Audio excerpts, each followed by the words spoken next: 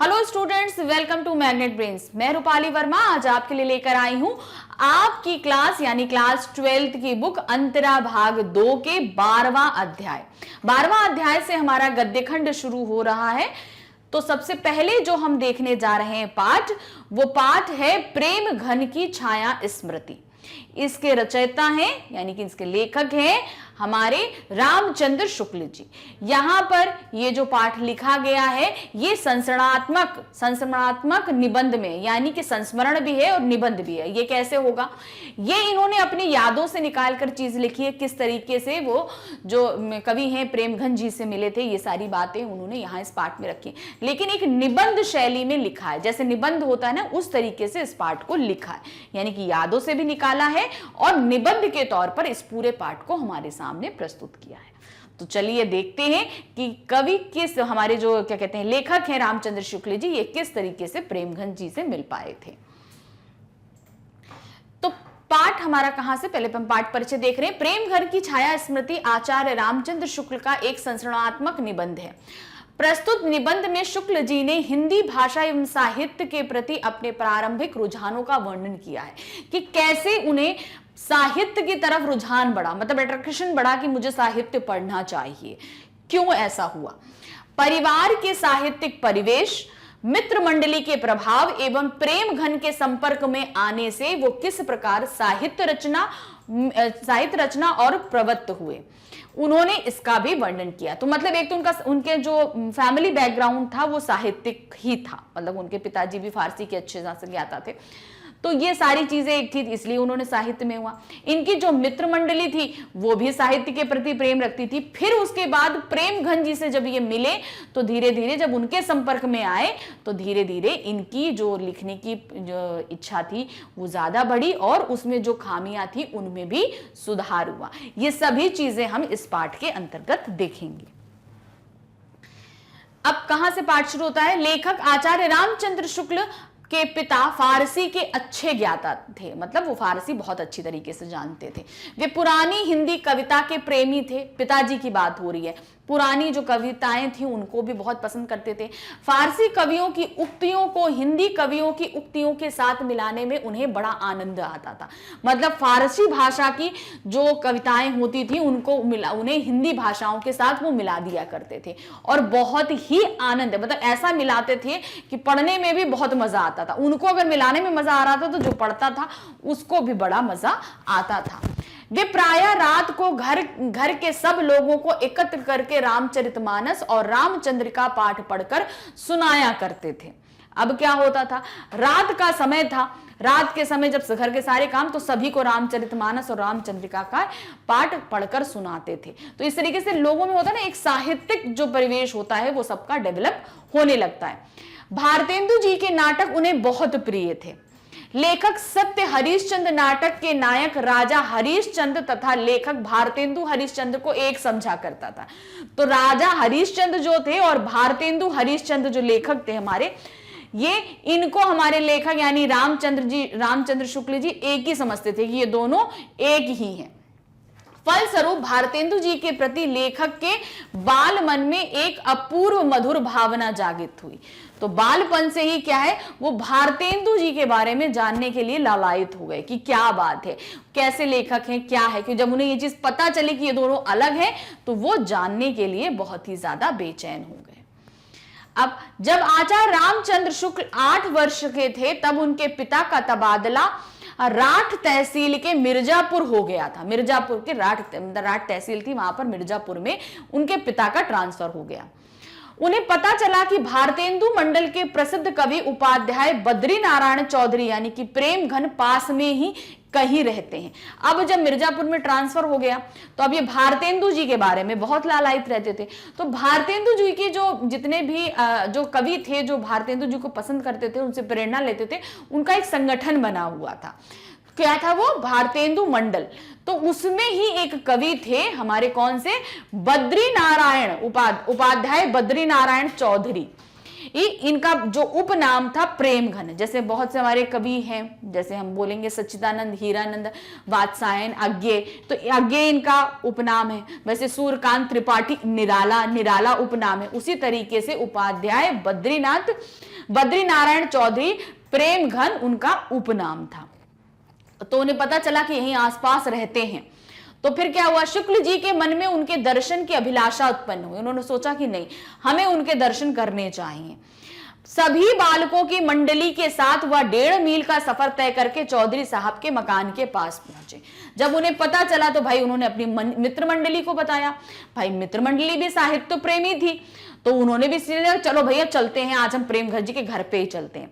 तो सब इकट्ठा हुए। काफी दूर था, करीबन 1.5 मील उन सभी को पैदल चलना पड़ा। और 1.5 मील का सफर पैदल चलने के बाद वो लोग कहां पहुंच गए, प्रेमघर जी के घर के सामने जाकर पहुंच गए।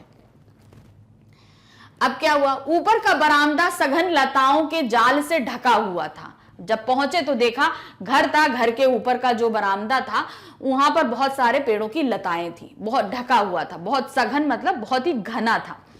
फिर बीच बीच में खंबे और खाली जगह थी। और उसी बरामदे का मतलब होता है कि जो ऊपर बालकनी, टेरेस जिसे आप लोग बोलते हो, वो टेरेस वाले एरिया में खूब लताएं थी।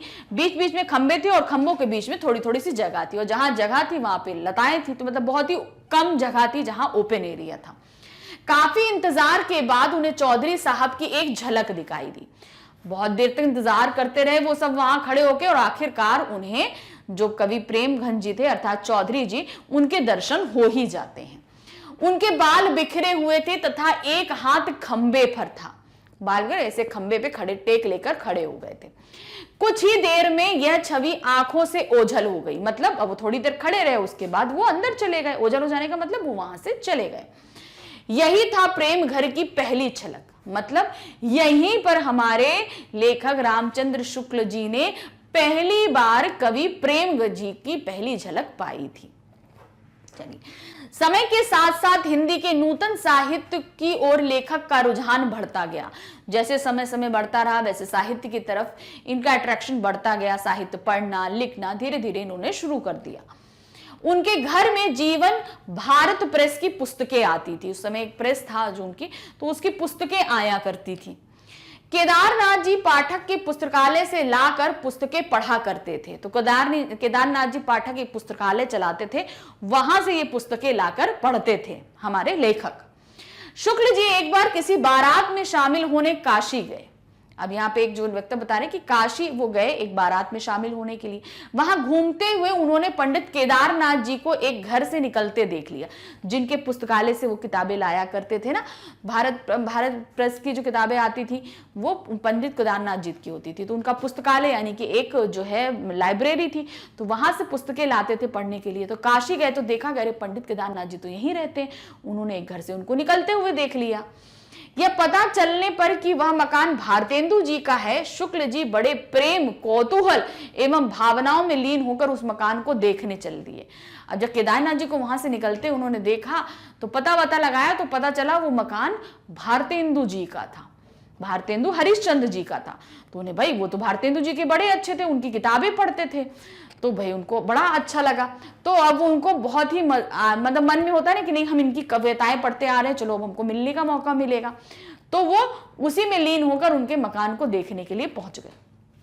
पाठक जी लेखक की यह श्रद्धा और प्रेम देखकर बहुत प्रसन्न हुए। तो केदारनाथ पाठक जी को जब ये पता चला कि भाई इतना भारतेंदु जी को पसंद करते हैं, तो केदारनाथ जी बहुत ही ज्यादा इंप्रेस हो गए और तथा दूर तक उसके साथ बातचीत करते हुए गए। जब पता चला कि भाई केदारनाथ जी भारतेंदु जी को जानते हैं तो लेखक उनके साथ चल दिए। साथ चलते चलते वो लोग कहां पहुंच गए, जाकर काफी दूर तक बात करते निकलते चले गए। सब आपस में बात करते, साहित्य है, भारतेंदु जी है, सभी के बारे में बात कर रहे थे। यहीं से पाठक जी और शुक्ल जी की गहरी मित्रता, केदारनाथ पाठक जी और शुक्ल जी की गहरी मित्रता यहीं से शुरू हो गई दोनों की। इस प्रकार भारतेंदु जी के मकान के नीचे पंडित केदारनाथ जी का लेखक के भावुक हृदय से परिचय हुआ, जो बाद में गहरी दोस्ती में बदला। अर्थात पहले वो जान पाए कि कितने भावुक हैं केदारनाथ जी, ये लेखक जान पाए। फिर धीरे धीरे ये रिश्ता जो है बहुत ही गहरी दोस्ती में बदल गया। 16 वर्ष की उम्र तक लेखक को समवयस्क हिंदी प्रेमियों की एक मंडली बन गई। समवयस्क मतलब जितने बड़े वो थे, अर्थात 16 साल की उम्र के हमारे लेखक थे। समवयस्क मतलब उतने ही बड़े बड़े, उन्हीं के हम उम्र के, यानी कि 15, 16, 17, 18 उम्र के बच्चों की एक मंडली बन गई। मतलब सभी साहित्य प्रेमी कवि थे, सब हिंदी प्रेमी कवि थे, मतलब सबको कविताएं साहित्य से बहुत ही ज्यादा प्रेम था। इन सब की पूरी एक 200 मंडली थी जिसमें प्रमुख थे। अब इस मंडली में कितने प्रमुख लोग थे, नाम, उनके नाम याद रखिए, आगे पूछ भी जा सकते हैं। श्रीयुत काशी प्रसाद जी जायसवाल, फिर है वाल्मीकि भगवान दास जी हालना, पंडित बद्री नारायण गौड़, पंडित उमाशंकर त्रिवेदी। तो इतने सब जो लोग थे वो उस मंडली में थे, उनके नाम है। लेकिन जिस स्थान पर लेखक जिस स्थान पर रहता था वहां अधिकतर वकील, मुख्तारों और कचहरियों के अफसर और अमलों की बस्ती थी। मतलब जहां रहते थे वहां कचहरी से रिलेटेड लोग, जितने भी लोग थे, टाइपिस्ट हैं, वकील हैं, जज हैं, ये सब बहुत आसपास ऑफिसेस भी थे और लोग भी वहीं पर रहते थे। लेखक की मित्र मंडली की बातचीत प्रायः लिखने पढ़ने की हिंदी में हुआ करती थी। यानी कि लेखक मंडली जो आपस में जब बैठते थे तो बात करते थे तो उनकी सारी बातें हिंदी में होती थी, हिंदी से रिलेटेड होती थी। तो जब वो बात करते रहते थे तो भाई बीच बीच में आवाज भी आती रहती थी औरों को, जिसमें निसंदेह इत्यादि आदि शब्द आया करते थे। जब हिंदी में बात करते थे तो हैवी वर्डिंग भी आती थी, जैसे निसंदेह, तो उसके बाद क्या था, इत्यादि, आदि, परंतु, किरंतु, ऐसे बहुत से शब्द आया करते थे जब वो हिंदी में बात करते थे। बस्ती के उर्दू भाषी लोगों को उनकी बोली अनोखी लगती थी। तो जो वहां के बस्ती वाले लोग थे, जो वो सब उर्दू भाषी थे, ज्यादातर फारसी बोलते थे, तो उनमें ऐसे शब्द बोले नहीं जाते। तो जब भी वो ऐसे शब्द सुनते थे तो उन्हें लगता था यार क्या अजीब भाषा है, बिल्कुल अलग भाषा है। तो उन्होंने इस मंडली का नाम निसंदेह रख दिया। अब जब ये सब बैठ के बात करते थे तो इस पूरी मंडली, इन 4-5 लड़कों की मंडली का नाम ही वहां के आसपास लोगों ने क्या रख दिया था, निसंदेह मंडली, क्योंकि हमेशा बोलते रहते थे निसंदेह, हाँ निसंदेह ये अवश्य होगा, ठीक है, निसंदेह परंतु ये ऐसा हो सकता है। तो ये निसंदेह शब्द बार बार आने के कारण वहां आसपास के लोगों ने उस मंडली का नाम ही निसंदेह रख दिया था।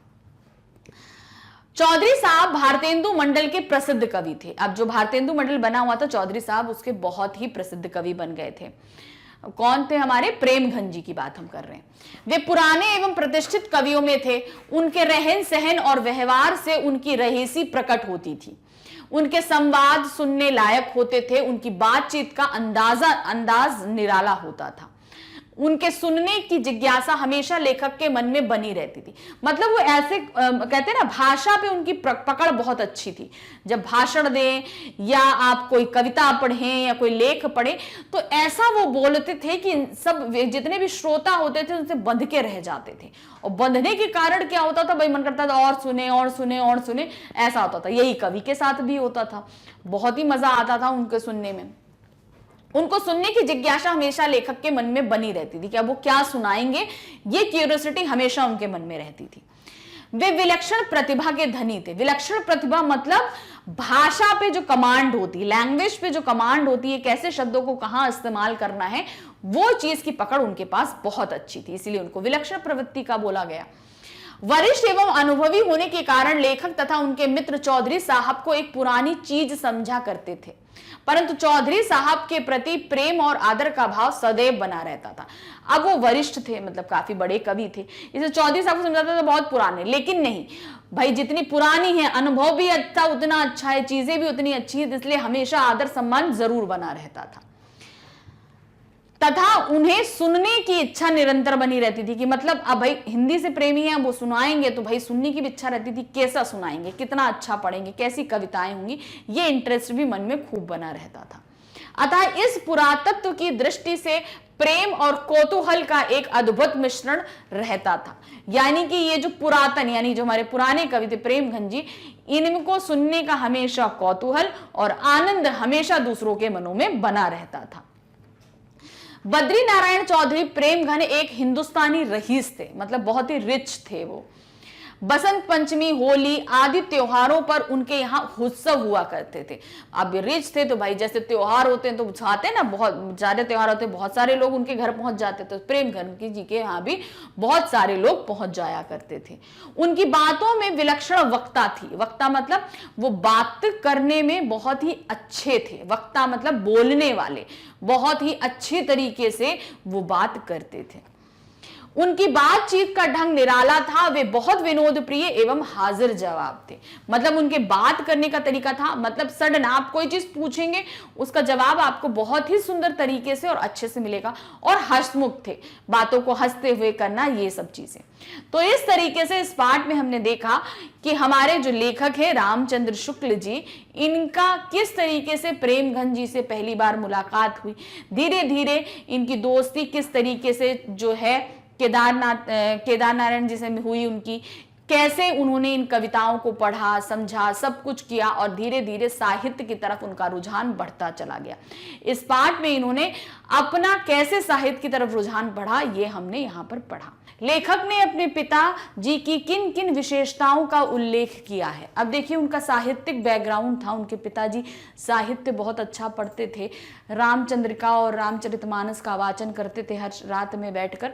साथ ही वो फारसी बहुत अच्छी तरीके से जानते थे। ये सभी चीज़ें जो है ना हमने पाठ में पढ़ी थी। तो उनकी जो जो विशेषताएं पाठ में कवि ने, हमारे लेखक ने बताई हैं, उन सभी को हमें लिखना है। तो क्या दिया है, लेखक ने अपने पिता की निम्नलिखित विशेषताओं का उल्लेख किया है। उनके पिता फारसी भाषा के अच्छे विद्वान थे, तो ये भी बताया था। वे प्राचीन हिंदी भाषा के प्रशंसक थे। तो जो प्राचीन हिंदी भाषा थी वो बहुत ज्यादा शुद्ध थी। आज भी हम हिंदी बोलते हैं लेकिन ये विशुद्ध हिंदी है। शुद्ध हिंदी अगर हम जाएंगे तो और पिछले समय में जाइए जहां से संस्कृत खत्म हुई और प्राकृत भाषा ने आकर अपना अपना धीरे धीरे जो शुरू किया। तो ये सब चीजें हम जब देखेंगे तो वो शुद्ध हिंदी वो ज्यादा पसंद करते थे उनके पिताजी। वे फारसी भाषा में लिखी उक्तियों के साथ हिंदी भाषा में लिखी गई उक्तियों को मिलाने के शौकीन थे। मतलब फारसी भाषा को हिंदी भाषा में मिलाकर बहुत ही अच्छे अच्छे तरीके से प्रस्तुत करते थे।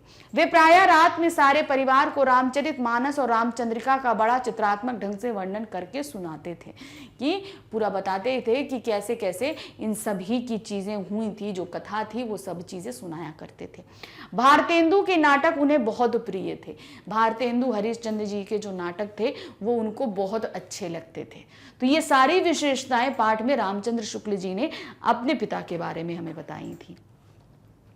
अब नेक्स्ट जो क्वेश्चन नंबर 2 है, क्या है, बचपन में लेखक के मन में भारतेंदु जी के संबंध में कैसी भावना जगी रहती थी। मतलब जब वो बचपन में छोटे में थे तो वो क्या क्या चीजें थी भारतेंदु जी के। पहले तो वो समझते थे कि राजा हरिश्चंद्र कहते हैं भारतेंदु जी एक ही हैं, ठीक है। तो वो चीजें उनको समझ में नहीं आती। भारतेंदु हरिश्चंद्र जी और राजा हरिश्चंद्र को एक समझते थे। तो क्या दिया है, बचपन में लेखक के मन में भारतेंदु जी के संबंध में मधुर भावना व्याप्त थी।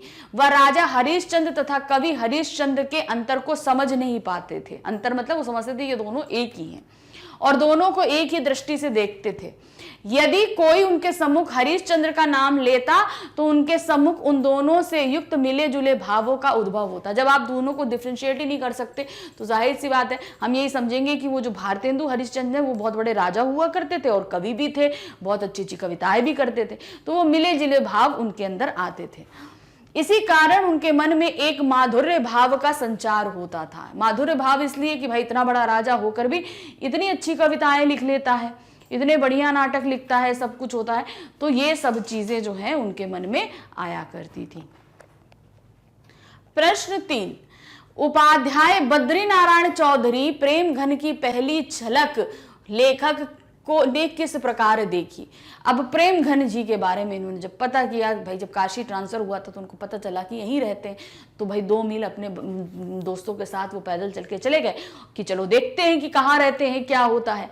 चलते चले गए, जब देखा तो वहां पर क्या था, उनके घर का क्या दृश्य था, बालकनी थी, बेल थी, पिलर्स लगे हुए। तो वो जितना भी डिस्क्रिप्शन किया था ना, हमें वो चीजें यहाँ पर बतानी है। क्या है, लेखक के पिता की बदली मिर्जापुर के बाहर नगर में हुई। वहां रहते हुए एक दिन ज्ञात हुआ कि भारतेंदु हरिश्चंद्र के सखा, जिनका नाम उपाध्याय बद्रीनारायण चौधरी है, अर्थात कवि है जो हमारे कवि हैं भारतेंदु हरिश्चंद्र, उनके सखा यानी कि मित्र कौन? उपाध्याय बद्रीनारायण चौधरी हैं, जो प्रेम घन उपनाम से लिखते हैं। वे यहाँ रहते हैं। लेखक उन्हें मिलने को आतुर हो उठा और अपने मित्रों की मंडली के साथ योजना अनुसार 1-1.5 मील चल के उनके घर के नीचे खड़ा हो गया। इसके लिए उन्होंने ऐसे बालकों को भी खोजा जो उनके साथ घर में तथा प्रेम घर जी की भली भांति परिचित थे। यानी कि उनके मित्र मंडली में ऐसे बहुत से लोगों को खोजा जो उनके साथ रहें कि ये हमारे प्रेम घन जी के बहुत ही उनके चहेते हैं, उनकी कविताएं पढ़ते हैं। तो ऐसे लोगों को खोज के उनको मित्र बनाया और उन्हीं के साथ उनके घर की तरफ चल दिए। उनके घर के ऊपरी बालकनी लताओं से सुसज्जित थी। लेखक ऊपर की ओर लगातार देखता रहा और कुछ देर में उसने प्रेम घन की झलक पड़ी। उनके बाल कंधों तक लग रहे थे। लेखक जब तक कुछ समझ पाता वे अंदर चले गए। मतलब कैसे थे वो? थोड़ी देर के लिए आए, पिलर पे ऐसे करके हाथ टिका के खड़े हुए, उनके बाल कंधों तक लटक रहे थे और वो थोड़ी देर रहे और उसके बाद वो अंदर चले गए थे। तो इस तरीके से उन्हें प्रेमघन की पहली झलक मिली थी। अब आता है प्रश्न 4। प्रश्न 4 में क्या है? लेखक का हिंदी साहित्य के प्रति झुकाव किस प्रकार बढ़ता गया? तो क्या क्या कारण हुए थे जिसके कारण धीरे धीरे उनका जो झुकाव है वो साहित्य की तरफ बढ़ रहा था? एक तो परिवार तो था ही था, फिर उनको मित्र भी वैसे ही मिले, आसपास का माहौल उनको जब ऐसा मिलता गया, फिर केदारनाथ पाठक जी मिले, उनसे मित्रता हुई, उनके साथ रहकर उनको धीरे धीरे जो है साहित्य की तरफ उनका झुकाव बढ़ता गया। तो इसी सारी चीज़ों को आपको लिखना है यहाँ पर कि कैसे उनका झुकाव बढ़ा था। तो क्या दिया है? लेखक के पिता फारसी के ज्ञाता थे तथा हिंदी प्रेमी थे। उनके घर में भारतेंदु रचित हिंदी नाटकों का वाचन हुआ करता था। वाचन मतलब भारतेंदु जी के जो नाटक हैं उसको सब बोल बोल के प्ले करते रहते थे। रामचरितमानस तथा रामचंद्रिका का सुंदर वाचन होता था। पिता द्वारा लेखक को बचपन से ही साहित्य से परिचय करवा दिया गया था। यानी कि पिता जो जब इतने साहित्य प्रेमी थे तो भाई बच्चा परिवार में भी उतना ही साहित्य आप देखेंगे। भारतेंदु लिखित नाटक लेखक को आकर्षित करते थे, अतः इस आधार पर कहा जा सकता है कि पिताजी ने ही उनके अंदर हिंदी साहित्य के प्रति प्रेम के बीज को बोया था। बीज बोया गया था, मगर अब धीरे धीरे ये कैसे फलेगा ये भी होगा। साहित्य का बीज, साहित्य अच्छा, भाई चारों तरफ साहित्य का माहौल था, तो जाहिर सी बात है कि घर में बच्चा भी उसी तरीके से रुझान बढ़ेगा, तो उनका भी रुझान बढ़ चुका था। इस तरह हिंदी साहित्य की ओर झुकाव होना स्वाभाविक था। आगे चलकर पंडित केदारनाथ जी ने इसमें मील के पत्थर का काम किया। मील के पत्थर मतलब बहुत अहम भूमिका निभाई। लेखक जिस पुस्तकालय में हिंदी की पुस्तकें पढ़ने जाया करते थे उसी के संस्थापक केदारनाथ जी थे। वे लेखक को प्रायः पुस्तक ले जाते हुए देखते। बच्चे के अंदर हिंदी पुस्तकों और लेखकों के प्रति आदर भाव देखकर वो बहुत प्रभावित थे। अब कोई बच्चा आए, साहित्य की किताबें ले जाए, वो डेली रूटीन से अगर ऐसा करे तो जाहिर सी बात है कि प्रभावित करने वाली बात हो जाती है। तो वो बहुत ज्यादा प्रभावित हो गए थे कि एक बच्चा साहित्य के लिए इतना आदर भाव रखता है, इतना झुकाव रखता है। बच्चे के अंदर हिंदी पुस्तकों और लेखकों के प्रति आदर भाव देखकर वह प्रभावित है। उन्हीं के कारण 16 वर्ष की अवस्था में लेखक को हिंदी प्रेमियों की मंडली से परिचय हुआ। उन्हीं के कारण एक मंडली में वो दाखिल हुए जहां पर सभी साहित्य प्रेमी लोग थे। इसी मंडली के सभी लोग हिंदी जगत के महत्वपूर्ण स्थान रखते थे, जिनमें काशी प्रसाद जायसवाल, भगवान दास हालना, पंडित बद्रीनारायण गौड़, पंडित उमाशंकर द्विवेदी इत्यादि थे। इन सब के रहते हुए लेखक का साहित्य के प्रति झुकाव और तेजी से बढ़ने लगा। तो जो मंडली थी उसमें सभी साहित्य प्रेमी थे और साहित्य में कहीं ना कहीं कोई ना कोई स्थान वो लोग रखते थे। इसीलिए धीरे धीरे इनका झुकाव भी साहित्य की तरफ और बढ़ता चला गया और धीरे धीरे इन्होंने लिखना भी शुरू कर दिया। अब है प्रश्न 5। निसंदेह शब्द को लेकर लेखक के किस प्रसंग का जिक्र किया गया है? अब क्या था, जो इनकी मित्र मंडली बनी थी, जब ये मिर्जापुर में इनके पिता पोस्टेड हुए थे तो उनके कुछ मित्र मंडली बनी थी, उसमें जितने थे ये सभी जो है ना बड़ी शुद्ध हिंदी बोलते थे। निसंदेह इत्यादि आदि जैसे शुद्ध शब्दों का इस्तेमाल किया जाता था। तो जहां बैठते थे वहां आसपास बहुत से लोग गुजरते थे। तो अब ये निसंदेह शब्द सुन के कई बार उन पूरी मंडली का नाम ही क्या रख दिया गया था? निसंदेह मंडली। तो कैसे आएगा? निसंदेह शब्द को लेकर लेखक के इस प्रसंग का जिक्र किया है। जब लेखक का परिचय हिंदी प्रेमी मंडली से हुआ तो वहां प्रायः लिखने तथा बोलने के लिए हिंदी भाषा का प्रयोग किया जाता था। बातचीत करते समय निसंदेह शब्द का अधिक प्रयोग किया जाता था। दूसरे लेखक के घर के आसपास ऐसे लोग अधिक रहा करते थे जो मुख्तार कचहरी, मतलब आसपास कचहरी थी तो ऐसे शब्दों का इस्तेमाल नहीं होता था, और सब जो है कचहरी में मुस्लिम लोग थे तो वहाँ फारसी और अरबी भाषा ज़्यादा बोली जाती थी। कचहरी के अफसर व कर्मचारी तथा वकील हुआ करते थे।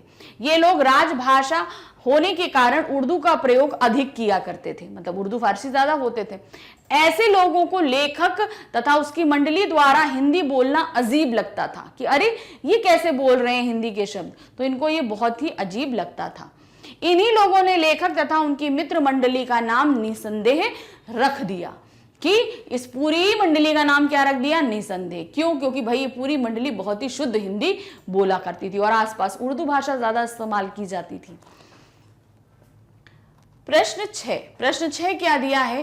पाठ के कुछ रोचक घटनाओं का उल्लेख है, ऐसी 3 घटनाएं चुनकर उन्हें अपने शब्दों में लिखिए।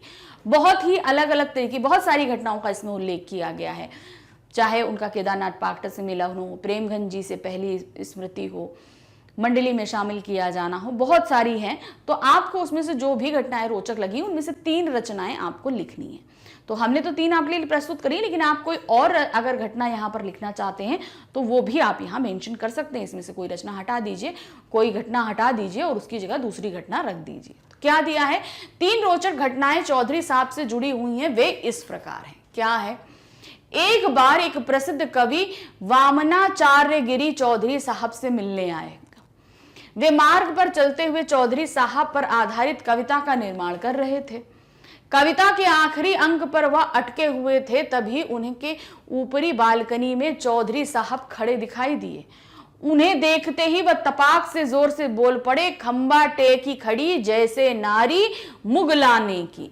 तो जब प्रेमगंज चौधरी साहब को पहले बार देखा था तो हाथ ऐसे खंबे पे करके खड़े थे ना, तो वो जिस पे अटके थे वो एकदम से उनको आखिरी वर्ण यही मिल गया था। ये तो पहली घटना हुई। दूसरी घटना क्या है? ऐसे ही एक दिन चौधरी साहब बहुत से लोगों के साथ बैठे हुए थे। वहां से एक पंडित जी गुजर रहे थे, सो वह भी इस मंडली में आ गए। चौधरी साहब ने उनका हाल चाल पूछा, और क्या हाल है? पंडित जी बोले, कुछ नहीं, आज मेरा एकादशी का व्रत है, अतः कुछ जल खाया है, मतलब जल खाया है, जल पिया नहीं है, जल खाया है, और बस यूं ही चले आ रहे हैं। उनका इतना कहना था कि सब पूछ पड़े, जल ही खाया है या कुछ फलाहार भी पिया है?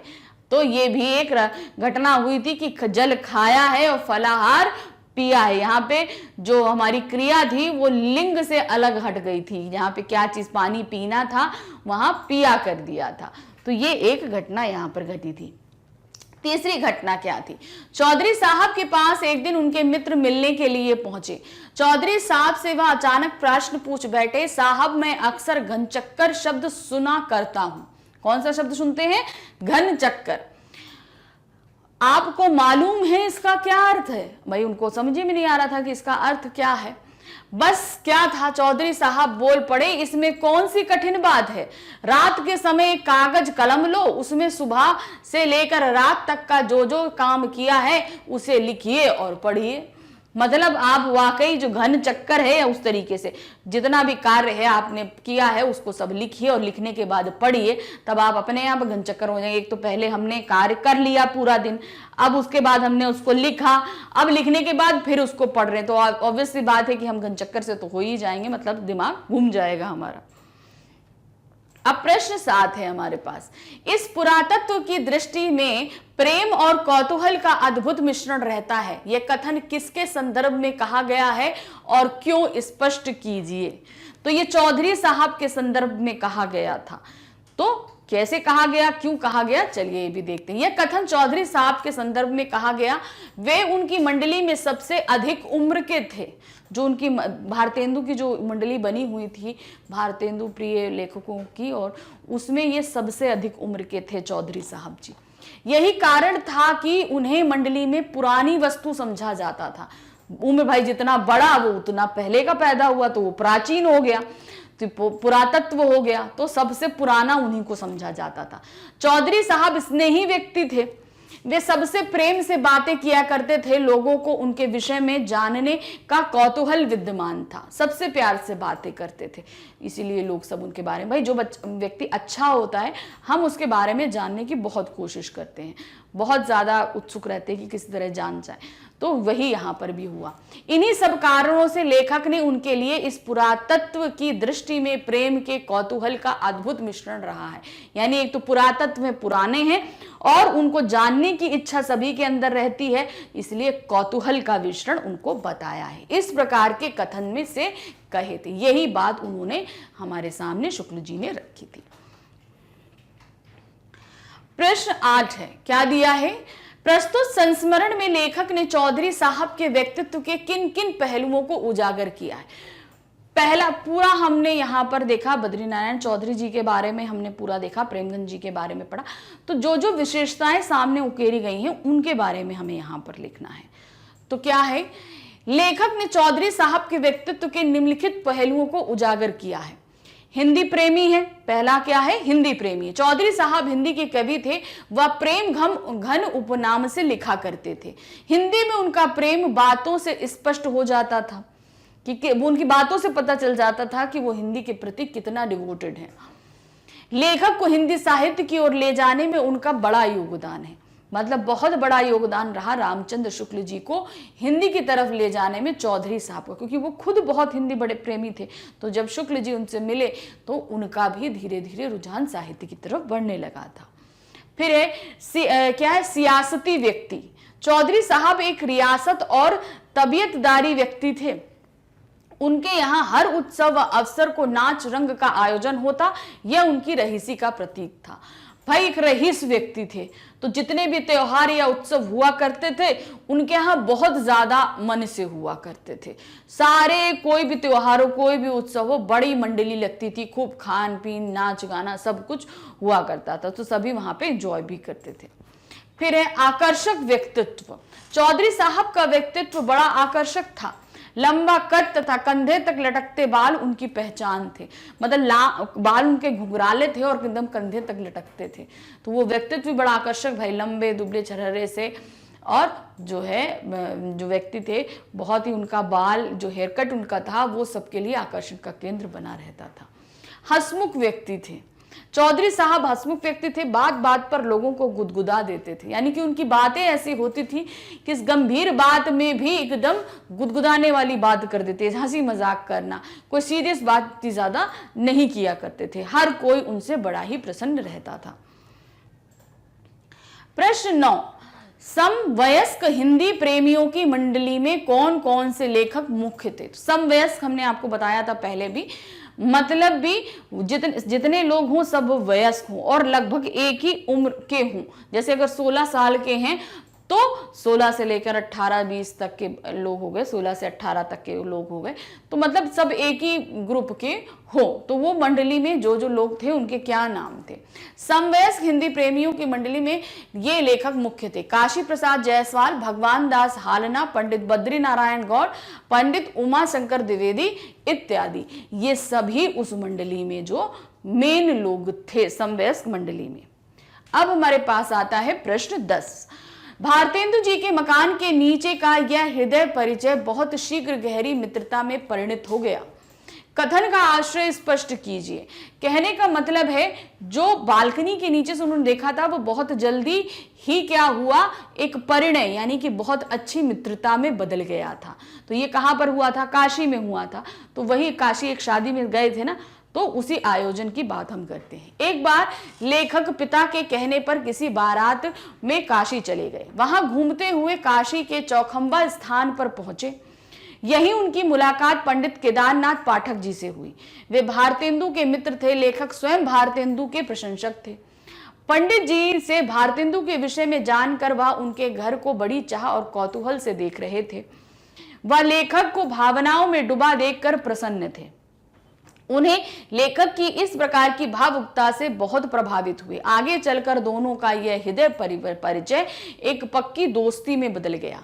भाव यह है कि पंडित जी ने लेखक का जो व्यवहार देखा वह उन्हें छू गया और आगे चलकर इसी कारण वह गहरत मित्र भी बने। तो जब केदारनाथ पाठक जी से उनकी मुलाकात हुई तो इतनी कैजुअल थी कि कुछ कहा नहीं जा सकता था, लेकिन जब साहित्य के प्रति रुझाव देखा तो धीरे धीरे क्या हुआ कि वो दोनों आपस में बहुत ही बड़े मित्र बन गए, बहुत अच्छे मित्र बन गए। तो ये क्या हुआ, एक परिणय सूत्र में बन गया। इसी मत में ये हमारा जो वक्तव्य है कहा गया था। क्वेश्चन नंबर 1 जो हमारे पास आ रहा है, आचार्य रामचंद्र शुक्ल जी का जन्म वर्ष क्या है। अब ये चैप्टर आपको पता है कि आचार्य रामचंद्र शुक्ल जी द्वारा ही लिखा हुआ है, उन्हीं के संस्मरणात्मक आत्मकथा से हमने ये लिया हुआ है। तो अब उन्हीं के बारे में सबसे पहले जानते हैं कि उनका जन्म कब हुआ था। 1885, 1886, 1884, 1883। तो उनका जन्म वर्ष है हमारा 1884, यानी 1884 को उनका जन्म हुआ था। अब है क्वेश्चन नंबर 2। क्वेश्चन नंबर 2 है, निम्नलिखित में कौन सी रचना आचार्य रामचंद्र शुक्ल जी की नहीं है। क्या पूछा उन्होंने, नहीं है। हिंदी साहित्य का इतिहास, रस मीमांस, चिंतामणि, मैला आंचल। तो जो नहीं है वो कौन सी है, मैला आंचल, ये रामचंद्र शुक्ल जी की नहीं है। अब आते हैं क्वेश्चन नंबर 3। क्वेश्चन नंबर 3 है, प्रेम घन की छाया स्मृति पाठ की विधा क्या है। ये किस विधा में लिखा गया। आप सभी को पता है कि चाहे काव्य हो चाहे गद्य खंड हो, इनकी सबकी लिखने की विधाएं अलग अलग होती हैं। तो गद्य खंड में ये किस विधा से लिखा गया है, संस्मरणात्मक निबंध है, यात्रा वृत्तांत है, डायरी लेखन है या ऋतुपार्ज है। तो आपको पता है कि ये आचार्य रामचंद्र जी के साथ बहुत पहले घटित हुआ था, तो यानी कि ये उनकी यादों में था। अब इसको लिखा इन्होंने किस तरीके से है, एक निबंध के तौर पर लिख दिया है।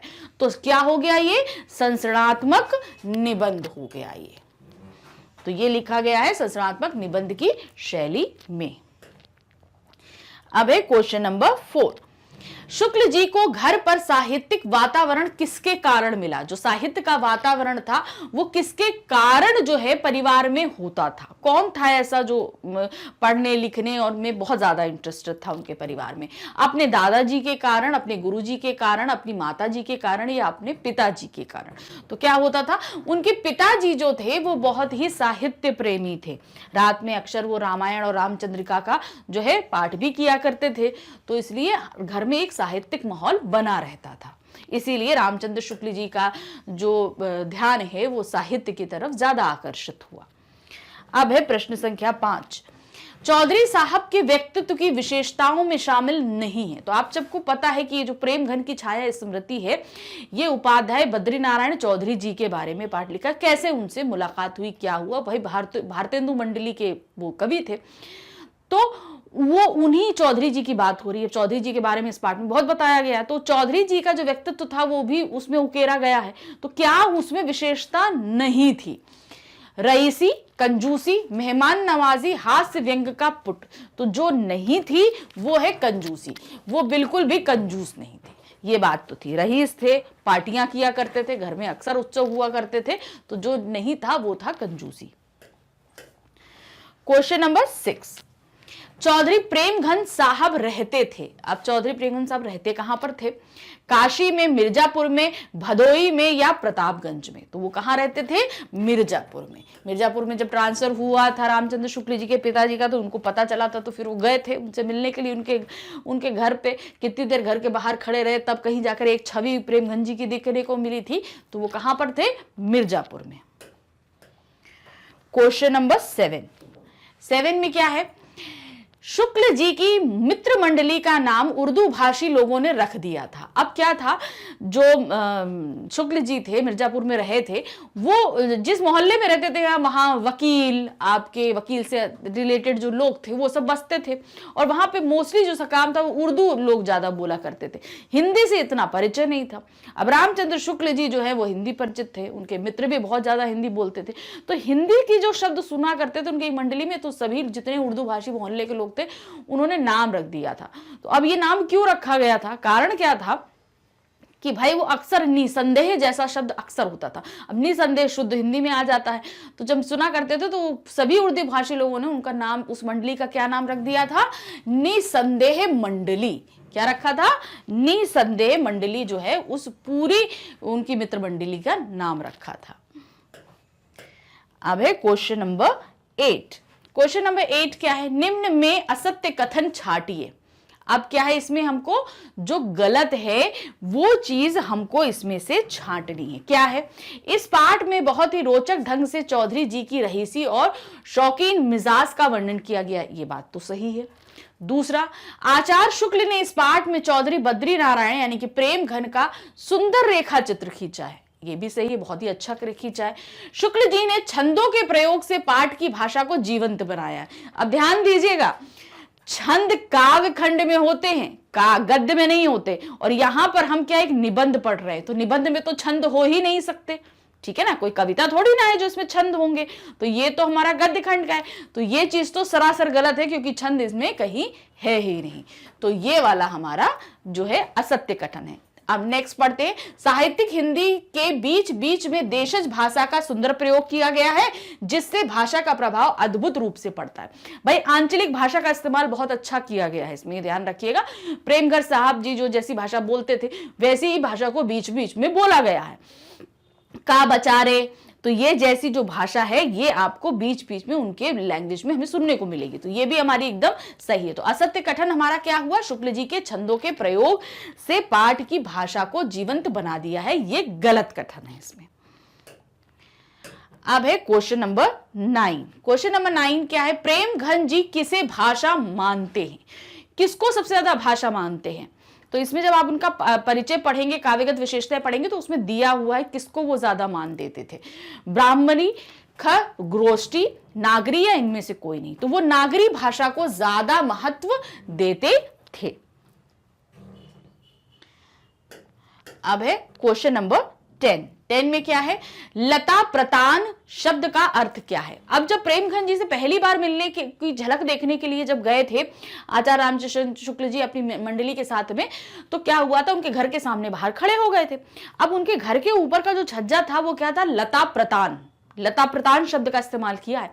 तो उस लता प्रतान शब्द का मतलब क्या होता है, पत्थर की लता, लता का फैलाव, लता का संकुचन या लता का अंकुरण। तो क्या था, उनके पूरा जो बालकनी थी उसमें लता का फैलाव, यानी कि जो बेलें होती हैं किसी भी तरह की फूल की जो भी, वो पूरी बालकनी में छाई हुई थी, चारों तरफ लता ही लता, यानी कि पेड़ों से पूरी तरीके से ढका हुआ था। तो लता प्रदान का मतलब क्या हुआ, लता का फैलाव, पूरी बालकनी में लता का फैलाव था। क्वेश्चन नंबर 11 में है, रामचंद्र शुक्ल जी की मित्र मंडली में निम्न शामिल नहीं थे। अब उनकी मित्र मंडली में बहुत सारे लोग थे, उनके नाम भी दिए गए हैं पाठ में, जो शामिल नहीं थे उनका नाम आपको खोजना है। कौन है भाई, काशी प्रसाद जी जायसवाल, भगवान दास जी हालना, हर प्रसाद शास्त्री, पंडित उमा शंकर द्विवेदी। अगर आप उन नामों को देखेंगे तो उसमें हर प्रसाद शास्त्री जी का नाम नहीं है, ये उनकी मित्र मंडली में शामिल नहीं थे।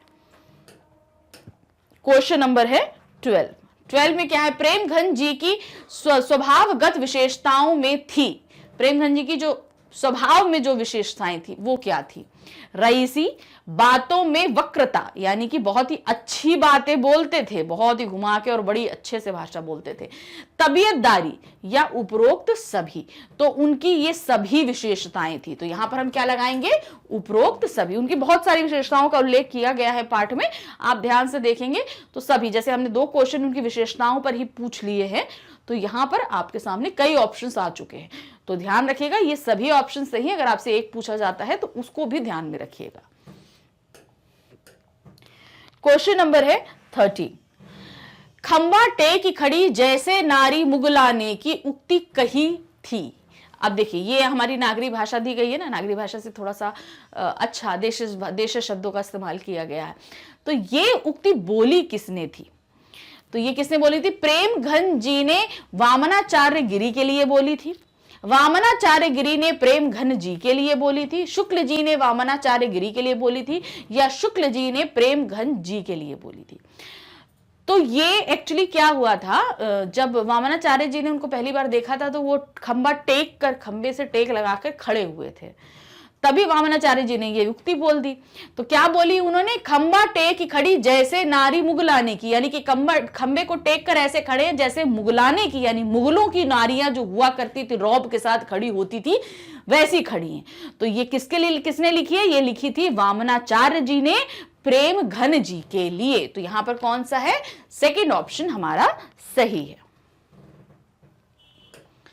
अब आते हैं क्वेश्चन नंबर 14 में है उर्दू बेगम पुस्तक लिखने वाले में निम्न शामिल नहीं थे। अब उर्दू बेगम जो लिखी गई थी पुस्तक, ये प्रेम क्या कहते हैं, आचार्य रामचंद्र शुक्ल जी और उनकी मंडली, मित्र मंडली ने लिखी थी। एक विनोदपूर्ण पुस्तिका थी, मतलब हंसी व्यंग से भरी हुई पुस्तिका थी। अब उसमें जो लोग शामिल नहीं थे वो कौन है उसमें से? पंडित लक्ष्मी नारायण चौबे, पंडित भगवान दास हालना, पंडित भगवान दास मास्टर या पंडित यज्ञदत्त शर्मा। तो जो शामिल नहीं है वो है पंडित यज्ञदत्त शर्मा। उर्दू बेगम कविता लिखने में इनका कोई भी हाथ नहीं था। अब है क्वेश्चन नंबर 15। तत्कालीन समाज में किसका शुद्ध रूप कम ही प्रचलित था? यानी कि उस समय का जो समाज था उस समय किस चीज का शुद्ध रूप नहीं प्रचलित था, लोग शुद्ध रूप नहीं बोलते थे? क्या था वो? हिंदी का, उर्दू का, गुजराती का या राजस्थानी का? तो पाठ के अनुसार अगर हम देखेंगे तो उस समय हिंदी का शुद्ध रूप जो है वो प्रचलित नहीं था, बहुत ही बिगड़े रूप में बोली जाती थी। तो इसलिए उनकी मित्र मंडली जब हिंदी बोलती थी तो लोग बड़े अचंभित हो जाते थे कि भाई ये कैसी हिंदी बोली जा रही है। क्वेश्चन नंबर है 16। चौधरी साहब के अनुसार मिर्जापुर, यानी कि मिर्जापुर का अर्थ था, मतलब वो मिर्जापुर उनके लिए क्या था? सीतापुर, लक्ष्मीपुर, सागरपुर या धनपुर? तो जो है चौधरी साहब जो है वो मिर्जापुर को क्या बोला करते थे? लक्ष्मीपुर बोला करते थे। उनके लिए वो अर्थ था लक्ष्मीपुर। क्वेश्चन नंबर 17 है प्रेम घन के प्रति शुक्ल जी की दृष्टि रहती थी। यानी कि प्रेम घन जी को जो है शुक्ल जी कैसा समझते थे? क्योंकि भाई भारतेंदु जी के भाई प्रशंसक थे, भारतेंदु जी के तो रामचंद्र शुक्ल जी भी प्रशंसक थे, उनकी कृतियां पढ़ना उन्हें बहुत अच्छा लगता था। लेकिन उनका जो मतलब जो एक छवि बनी हुई थी वो किस तरीके की थी? पुरातात्विक दृष्टि, आधुनिक दृष्टि, ये सख्य भाव दृष्टि या इनमें से कोई नहीं? तो सबका मतलब समझ लीजिए, पुरातात्विक दृष्टि मतलब बहुत ही पुराने समय के थे, आधुनिक दृष्टि यानी कि नए समय के थे, सख्य भाव दृष्टि यानी कि जो फ्रेंड्स नुमा होते, सखा होते हैं, वो ऐसी दृष्टि थी। तो प्रेम घन के प्रति शुक्ल जी की दृष्टि जो रहती थी वो क्या थी? पुरातात्विक दृष्टि। शुक्ल जी प्रेम घन जी को बहुत ही पुराने समय का समझते थे। क्वेश्चन नंबर 18 में क्या है? शुक्ल जी के साहित्यिक मंडल की बातचीत अक्सर, उनके जो साहित्यिक मंडल थी उसकी बातचीत अक्सर क्या उर्दू में हुआ करती थी? वो लोग अक्सर उर्दू में बात करते थे। लिखने पढ़ने की हिंदी में हुआ करती थी, जो लिखाई पढ़ाई की हिंदी होती ना उसमें। आप देखेंगे जो हम लोग नॉर्मल भाषा में जो हिंदी बोलते हैं वो और लिखाई पढ़ाई की जो हिंदी होती है उसमें बहुत फर्क होता है। तो उसमें क्या होता था, ये लोग जो मित्र मंडली थी वो आपस में कैसे बात करते थे? लिखने पढ़ने वाली हिंदी में। शुद्ध साहित्यिक अवधि में हुआ करती, मतलब अवधि जो भाषा है उसमें हुआ करती थी। शुद्ध साहित्यिक व्रज भाषा में हुआ करती थी। तो जो उनकी मित्र मंडली थी रामचंद्र शुक्ल जी की, वो आपस में कैसी बात करते थे? लिखने पढ़ने की हिंदी में हुआ करती थी, यानी कि शुद्ध साहित्यिक हिंदी में वो लोग बात किया करते थे। क्वेश्चन नंबर 19 है रामचंद्र शुक्ल जी के पिता किस भाषा के अच्छे ज्ञाता थे? उनको कौन सी भाषा बहुत अच्छे से आती थी? हिंदी, फारसी, उर्दू या संस्कृत? तो उनके पिताजी जो थे वो फारसी भाषा के बहुत ही अच्छे ज्ञाता थे, उनको काफी अच्छा लगता था वो पढ़ना, और दूसरा बताते भी थे बहुत अच्छी चीजें उन सबको, और इवन ट्रांसलेट करने का काम भी वो बहुत अच्छे से करते थे। अब आते हैं हम क्वेश्चन नंबर 20 पे। क्वेश्चन नंबर 20 हमारे पास में क्या है? कारे बचात नाही वाक्यांश उदाहरण है। अब ये वाक्यांश आप समझ लीजिए कि उनके यहाँ एक पार्टी चल रही थी, उत्सव जिसको बोलते हैं, वो चल रहा था। तो एक बच्चे से गिलास जैसे टूट जाए, कुछ हो जाए, तब उन्होंने ये प्रेम घन जी ये लैंग्वेज बोला करते थे। तो क्या है? कारे बचात नाही, तो ये भाषा क्या है? तत्सम प्रधान शुद्ध साहित्यिक हिंदी है? नहीं, ये शुद्ध साहित्यिक हिंदी तो नहीं है।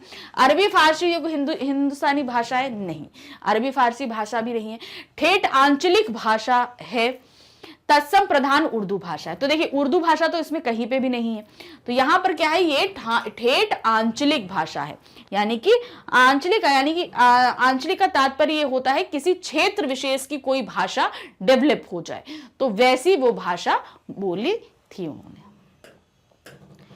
क्वेश्चन नंबर है 21। रात को कौन सी पौराणिक ग्रंथों का विवेचन किया करते थे? रात को कौन?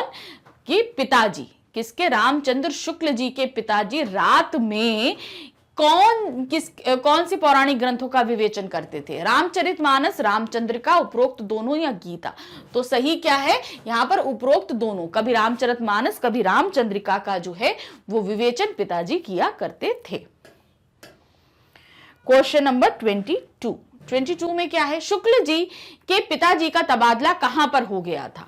कहां पर उनका ट्रांसफर, तबादले का मतलब ट्रांसफर कहां पर हुआ था? अहमदाबाद, मिर्जापुर, फैजाबाद या हैदराबाद? तो उनका ट्रांसफर हुआ था मिर्जापुर में। क्वेश्चन नंबर 23 में है, शुक्ल जी के पिता का तबादला जब मिर्जापुर हुआ तब शुक्ल जी की आयु कितनी थी? मतलब शुक्ल जी कितने वर्ष के थे उस समय? 5 वर्ष, 8 वर्ष, 10 वर्ष या 12 वर्ष? तो जब तबादला हुआ तब शुक्ल जी की उम्र थी 8 वर्ष की, मतलब मात्र 8 साल के वो थे। अब है क्वेश्चन नंबर 24, क्या है? राजा हरिश्चंद्र और कवि हरिश्चंद्र के बीच में किसकी बाल बुद्धि कोई भी भेद नहीं कर पाती थी? कौन था जो ये नहीं समझ पाता था कि राजा हरिश्चंद्र और कवि हरिश्चंद्र अलग अलग हैं, समझते थे कि वो एक ही है? तो कौन था वो व्यक्ति? बद्रीनारायण चौधरी जी, शुक्ल जी के पिताजी, शुक्ल जी के मित्र या रामचंद्र शुक्ल जी की? तो सही क्या था? रामचंद्र शुक्ल जी खुद जो है वो राजा हरिश्चंद्र और आपका कवि हरिश्चंद्र जी के बीच में किसी भी तरह का भेद नहीं समझ पाते थे, वो समझते थे कि ये दोनों एक ही हैं। क्वेश्चन नंबर 25 क्या है? चौधरी साहब के मकान तक जाने के लिए कितना सफर तय किया गया? जब मिर्जापुर पहुंचे रामचंद्र शुक्ल जी, उनको पता चला कि भाई यहीं पे जो है आपके बद्रीनारायण चौधरी जी भी रहते हैं, तो वो सब चल दिए मिलने के लिए। कुछ लोग मतलब कुछ उनके आसपास के जो लोग होते हैं वो उनके मित्र जो है सब इकट्ठा हुए राज शुक्ल जी के और चले मिलने के लिए। तो कितना चलना पड़ा था उनको पैदल? 1 मील, 1.5 मील, 2 मील या 4 मील? तो उनको चलना पड़ा था कितना? 1.5 मील का सफर पैदल चलना पड़ा था, तब कहीं जाकर वो प्रेमघन के घर के सामने उपस्थित हो पाए थे। प्रेमघन जी मतलब चौधरी जी ही। अब है क्वेश्चन नंबर 26, उपाध्याय बद्रीनारायण चौधरी के बाल कैसे थे जब शुक्ल जी ने उन्हें प्रथम बार देखा था? तो उनके बाल कैसे थे? छोटे छोटे बाल थे, कमर तक लंबे बाल थे, कंधे तक लंबे बाल थे या बाल ही नहीं थे? तो जब पहली बार देखा था तो उनके घुंघराले कंधे तक बाल थे। घुंघराले मतलब कर्ली हेयर्स जिन्हें हम बोलते हैं, वैसे उनके कंधे तक बाल थे। क्वेश्चन नंबर 27, स्वर्गीय बाल रामकृष्ण शुक्ल जी के कहां की पुस्तकें लाया करते थे? तो स्वर्गीय बाल रामकृष्ण जी शुक्ल जी के यहाँ कैसे? वो ये जो स्वर्गीय रामकृष्ण जी हैं ये उनके पिताजी के मित्र थे, तो वो कहां की पुस्तकें लेकर आया करते थे उनके यहाँ? गीता प्रेस की, विद्या प्रेस की या भारत जीवन प्रेस की या जीवन प्रेस की? तो वो लाते थे भारत जीवन प्रेस की पुस्तकें लेकर आया करते थे। भाई पिताजी भी साहित्यिक थे, उनको भी साहित्य से बहुत प्यार था, तो जाहिर सी बात है उनके मित्र भी इससे, तो वहां की जो पुस्तकें हैं वो उनके स्वर्गीय मित्र रामकृष्ण जी उनके घर शुक्ल जी के घर लेके आया करते थे। क्वेश्चन नंबर 28, शुक्ल जी के पिता रामकृष्ण की लाई हुई पुस्तकें क्यों छुपा दिया करते थे? क्या कारण था कि जो रामकृष्ण जी पुस्तकें लाते थे वो उनके पिताजी छुपा दिया करते थे कि शुक्ल जी ना देख पाए? क्या कारण था उसका? पुस्तकें फट जाने के डर से, पुस्तकें खो जाने के डर से, रामकृष्ण ना पुस्तकें वापस मांग ले जाने की, रामकृष्ण जी फिर से वापस मांग लेंगे इसलिए छुपा लेते थे, शुक्ल जी के पढ़ाई में मन ना लगने के डर से? तो उन्हें यह डर था कि वो ये सब चीजें, यानी कि शुक्ल जी के पिता को यह डर था कि शुक्ल जी ये पुस्तकें पढ़ेंगे और उनका पढ़ाई में मन नहीं लगेगा और वो बिगड़ जाएंगे। इस डर से वो रामकृष्ण जी द्वारा लाई गई सारी पुस्तकें जो है वो छिपा कर रखा करते थे। क्वेश्चन नंबर 29 क्या है? किसने एक हिंदी पुस्तकालय खोला था? अब भाई जब पुस्तकें नहीं मिलती थी तो भाई इनको भी पुस्तक पढ़ने का शुक्ल जी को बहुत शौक था, तो अब वहां पे एक पुस्तकालय था, वो पुस्तकालय किसने खोला था? रामकृष्ण जी ने खोला था, पंडित केदारनाथ जी ने खोला था, बद्रीनारायण चौधरी जी ने खोला था या रामचंद्र शुक्ल जी ने खुद खोला था? तो वहां जो एक पुस्तकालय था जहां से शुक्ल जी पुस्तकें लाके पढ़ना शुरू किया था जिन्होंने, तो वो पुस्तकालय खोला था पंडित केदारनाथ जी ने। क्वेश्चन नंबर 30, 30 क्या है, शुक्ल जी के पिताजी ने उन्हें बारात के साथ कहां भेजा था। कहां भेजा था, जब जो है वो प्रेमघन जी से ज्यादा मिल पाए थे, जहां केदारनाथ जी जो है भाई प्रेमघन जी से काफी मिले जुले थे, तो फिर वहीं पे इनकी ज्यादा मुलाकात थी। तो वो कौन सी जगह थी, काशी, अयोध्या, मथुरा या लखनऊ। तो बारात के साथ शुक्ल जी को भेजा गया था, कहां पर, काशी भेजा गया था, और काशी में ही वो प्रेमघन जी से ज्यादा नजदीक आ पाए थे, उनसे काफी आत्मीयता उनकी बढ़ पाई थी। अब है हमारे पास क्वेश्चन नंबर 31 में क्या पूछा है हमसे, शुक्ल जी ने काशी के एक घर से किसको निकलते देखा था। अब देखिए वो बारात में काशी गए थे, पिताजी ने भेजा था। अब काशी में जब वो गए कहीं पे घूमने के लिए, तो उन्होंने देखा कि वहां एक घर था, घर से कोई जाना पहचाना परिचित व्यक्ति निकल रहा है। अब वो परिचित व्यक्ति कौन था, अब हमको वही पूछा है उन्होंने, क्या दिया है, बद्री नारायण चौधरी, रामकृष्ण जी, पंडित केदारनाथ या काशी प्रसाद। तो यहाँ पर उन्होंने एक अपरिचित घर था, क्योंकि काशी उनके लिए अपरिचित था। तो जब वो वहाँ पहुँचे तो देखा उन्होंने कि वहाँ पर पंडित केदारनाथ जी एक घर से निकल रहे थे। अब पंडित केदारनाथ जी को वो क्यों पहचान गए, ये वही व्यक्ति जिनकी पुस्तकालय से पुस्तक लाकर पढ़ा करते थे। भाई रामकृष्ण जो पुस्तक लाते थे वो पिताजी छिपा दिया करते थे, और ये अब इनको भी पढ़ने का शौक था। तो क्या करें, तो शुक्ल जी ने केदारनाथ जी द्वारा ओपन जो खोला गया पुस्तकालय था, वहाँ से पुस्तकें लाके वो पढ़ते थे। तो वो घर जहाँ से वो निकल रहा था कोई व्यक्ति, वो व्यक्ति थे हमारे पंडित केदारनाथ जी। चलिए अब देखते हैं क्वेश्चन नंबर 32 में क्या दिया है, जिस घर से पंडित केदारनाथ जी निकल रहे थे वह घर किसका था। उन्होंने वो तो देख लिया, अब जाहिर सी बात केदारनाथ जी भी इनको पहचान गए थे, बात होने लगी। तो अब वो घर किसका था, ये सबसे बड़ी बात, कि काशी में वो मिर्ज़ापुर में रहते थे, मिर्ज़ापुर से किताबें पढ़ते थे, काशी आए थे, काशी में वो घर किसका था। शुक्ल जी का, पंडित केदारनाथ जी का खुद का था, भारतेंदु जी का या रामकृष्ण जी का। तो वो घर था भारतेंदु जी का।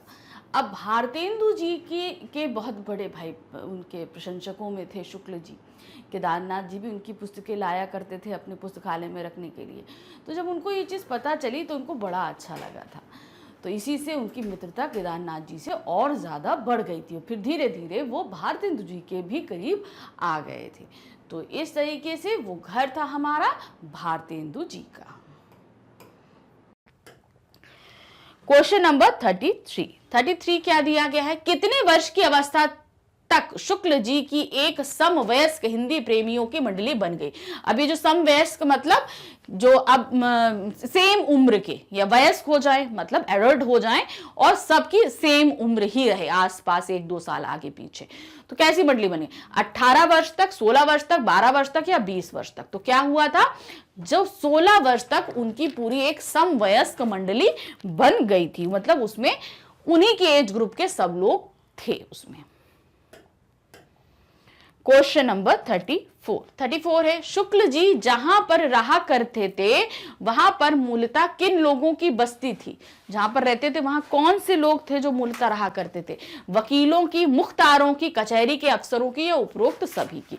तो जहां रहा करते थे ये सभी ऊपर यानी वकीलों, मुख्तारों और कचहरी के अफसर ही लोग वहां पर रहा करते थे। क्वेश्चन नंबर 35, मोहल्ले वालों को कौन सी भाषा अनोखी लगती थी। कौन सी भाषा, जो चीज उनको बहुत ही अजीब सी लगती थी, बड़ी अनोखी भाषा बोली जा रही, उर्दू, हिंदी, अंग्रेजी या फारसी। तो उन्हें हिंदी भाषा बहुत अनोखी लगती थी, क्योंकि वो सभी उर्दू भाषी थे, उर्दू का ज्यादा प्रचलन था। तो हिंदी उन को बड़ी अनोखी भाषा लगी, क्योंकि उसमें जो शब्द इस्तेमाल करे जाते थे मुझे लगता था उन्होंने सुना ही नहीं है कहीं।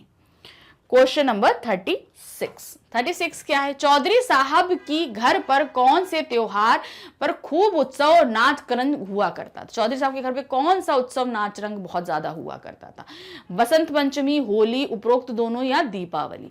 तो सही क्या है, उनके यहाँ बसंत पंचमी और होली बहुत ही उत्सव के साथ मनाया जाता था, बहुत ही अच्छे से त्योहार मनाया जाता था ये दोनों।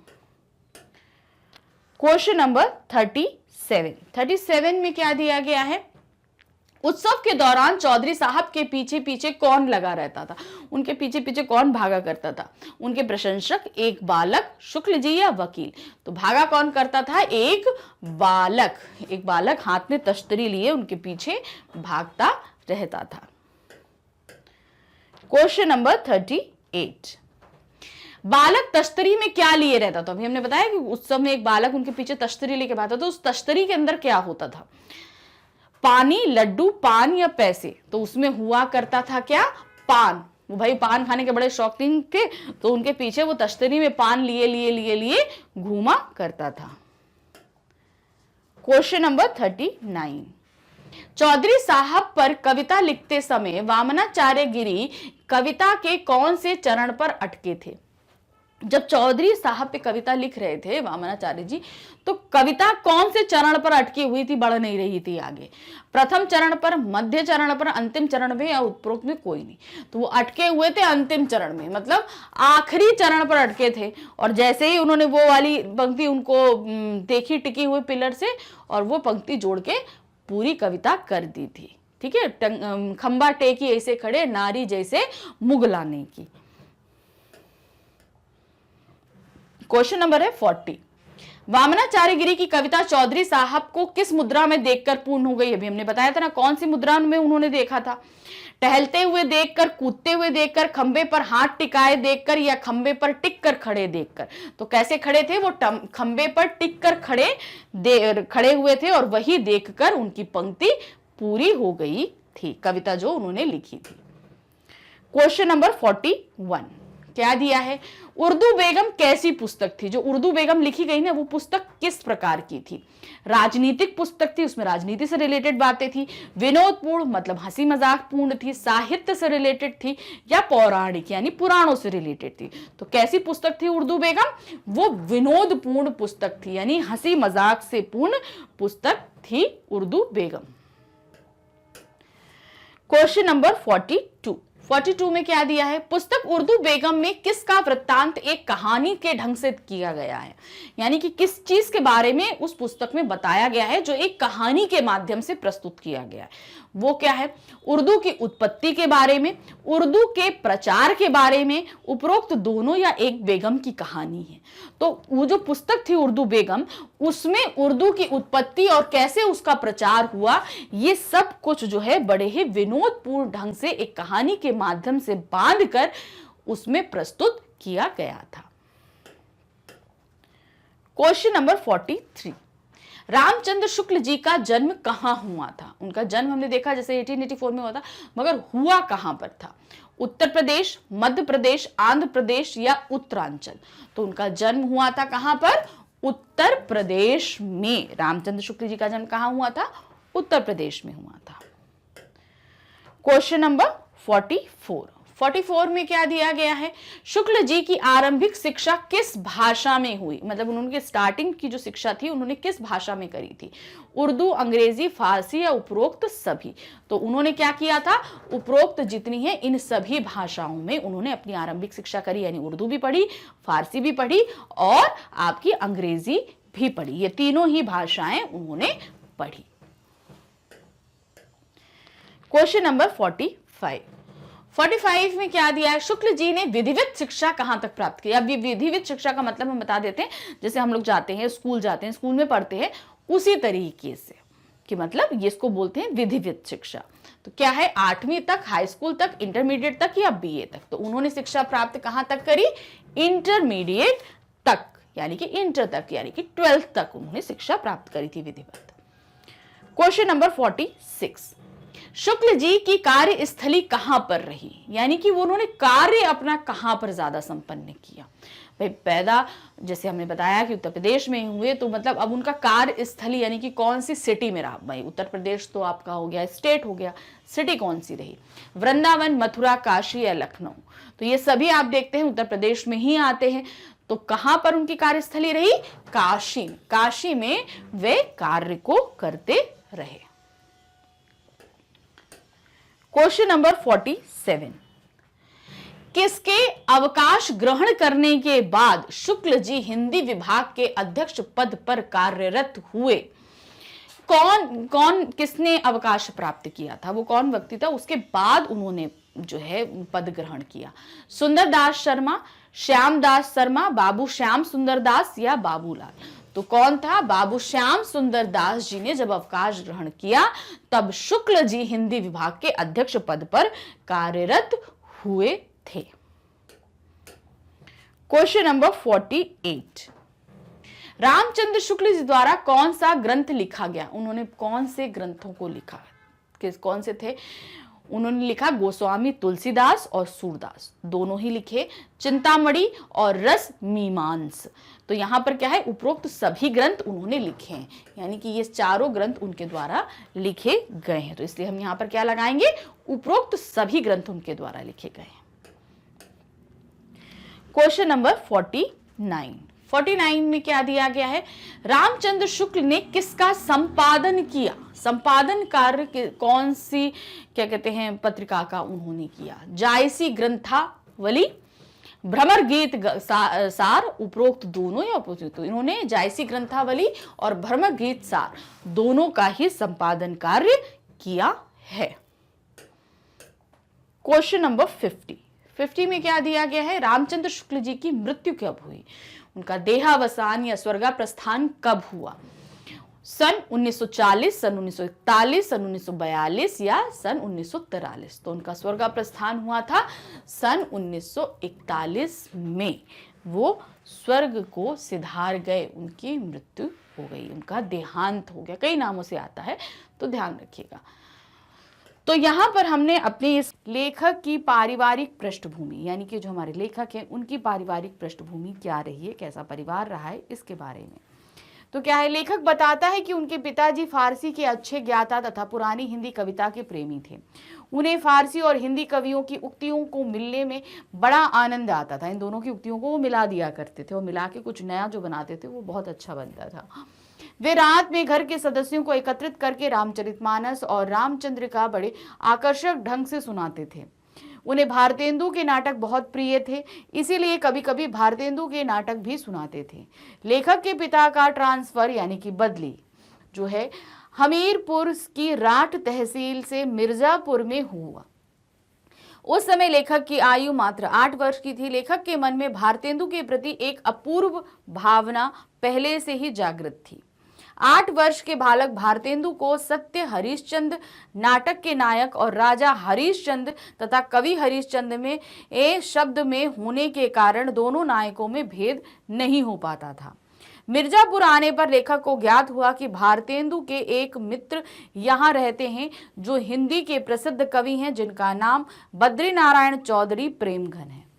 तो अब ये जो हमने पढ़ा कि लेखक को जो है भारतेंदु जी से बहुत ज़्यादा लगाव हुआ, इसका मेन कारण था उनके पिताजी, जो उनको रामचरितमानस रामचंद्रिका जी से पाठ वो डेली रात में करते थे और उन्हें जो है फारसी के बहुत अच्छे ज्ञाता थे, तो फारसी की उक्तियों को हिंदी के साथ मिलाकर पढ़ना उन्हें बहुत अच्छा लगता था।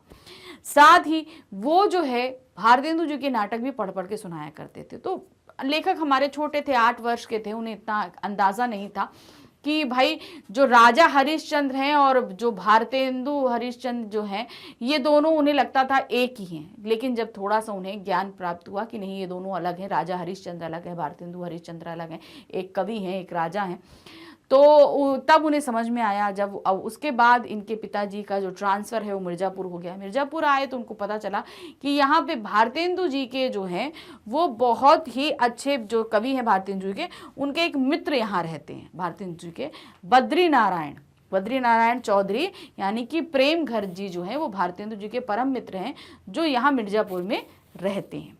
तो ये तो हमारे हो गई लेखक की पृष्ठभूमि और कैसे वो भारतेंदु जी के प्रति उनके पास लगाव हुआ, ये सभी कुछ। आगे है लेखक का भारतेंदु के मित्र प्रेमघर के प्रति सम्मोहन भाव। अब उन्हें पता तो चला, लेकिन अब कैसे उनकी तरफ अट्रैक्ट हुए और कैसे उनसे मिले। भारतेंदु मंडल के सजीव स्मृति से मिलने के लिए लेखक के मन में बहुत उत्कंठा थी, वो मिलना चाहते थे प्रेमघर जी से। भारतेंदु हरिश्चंद्र से प्रभावित होने के कारण उनके मित्र के प्रति लेखक के मन में आकर्षण होना स्वाभाविक था।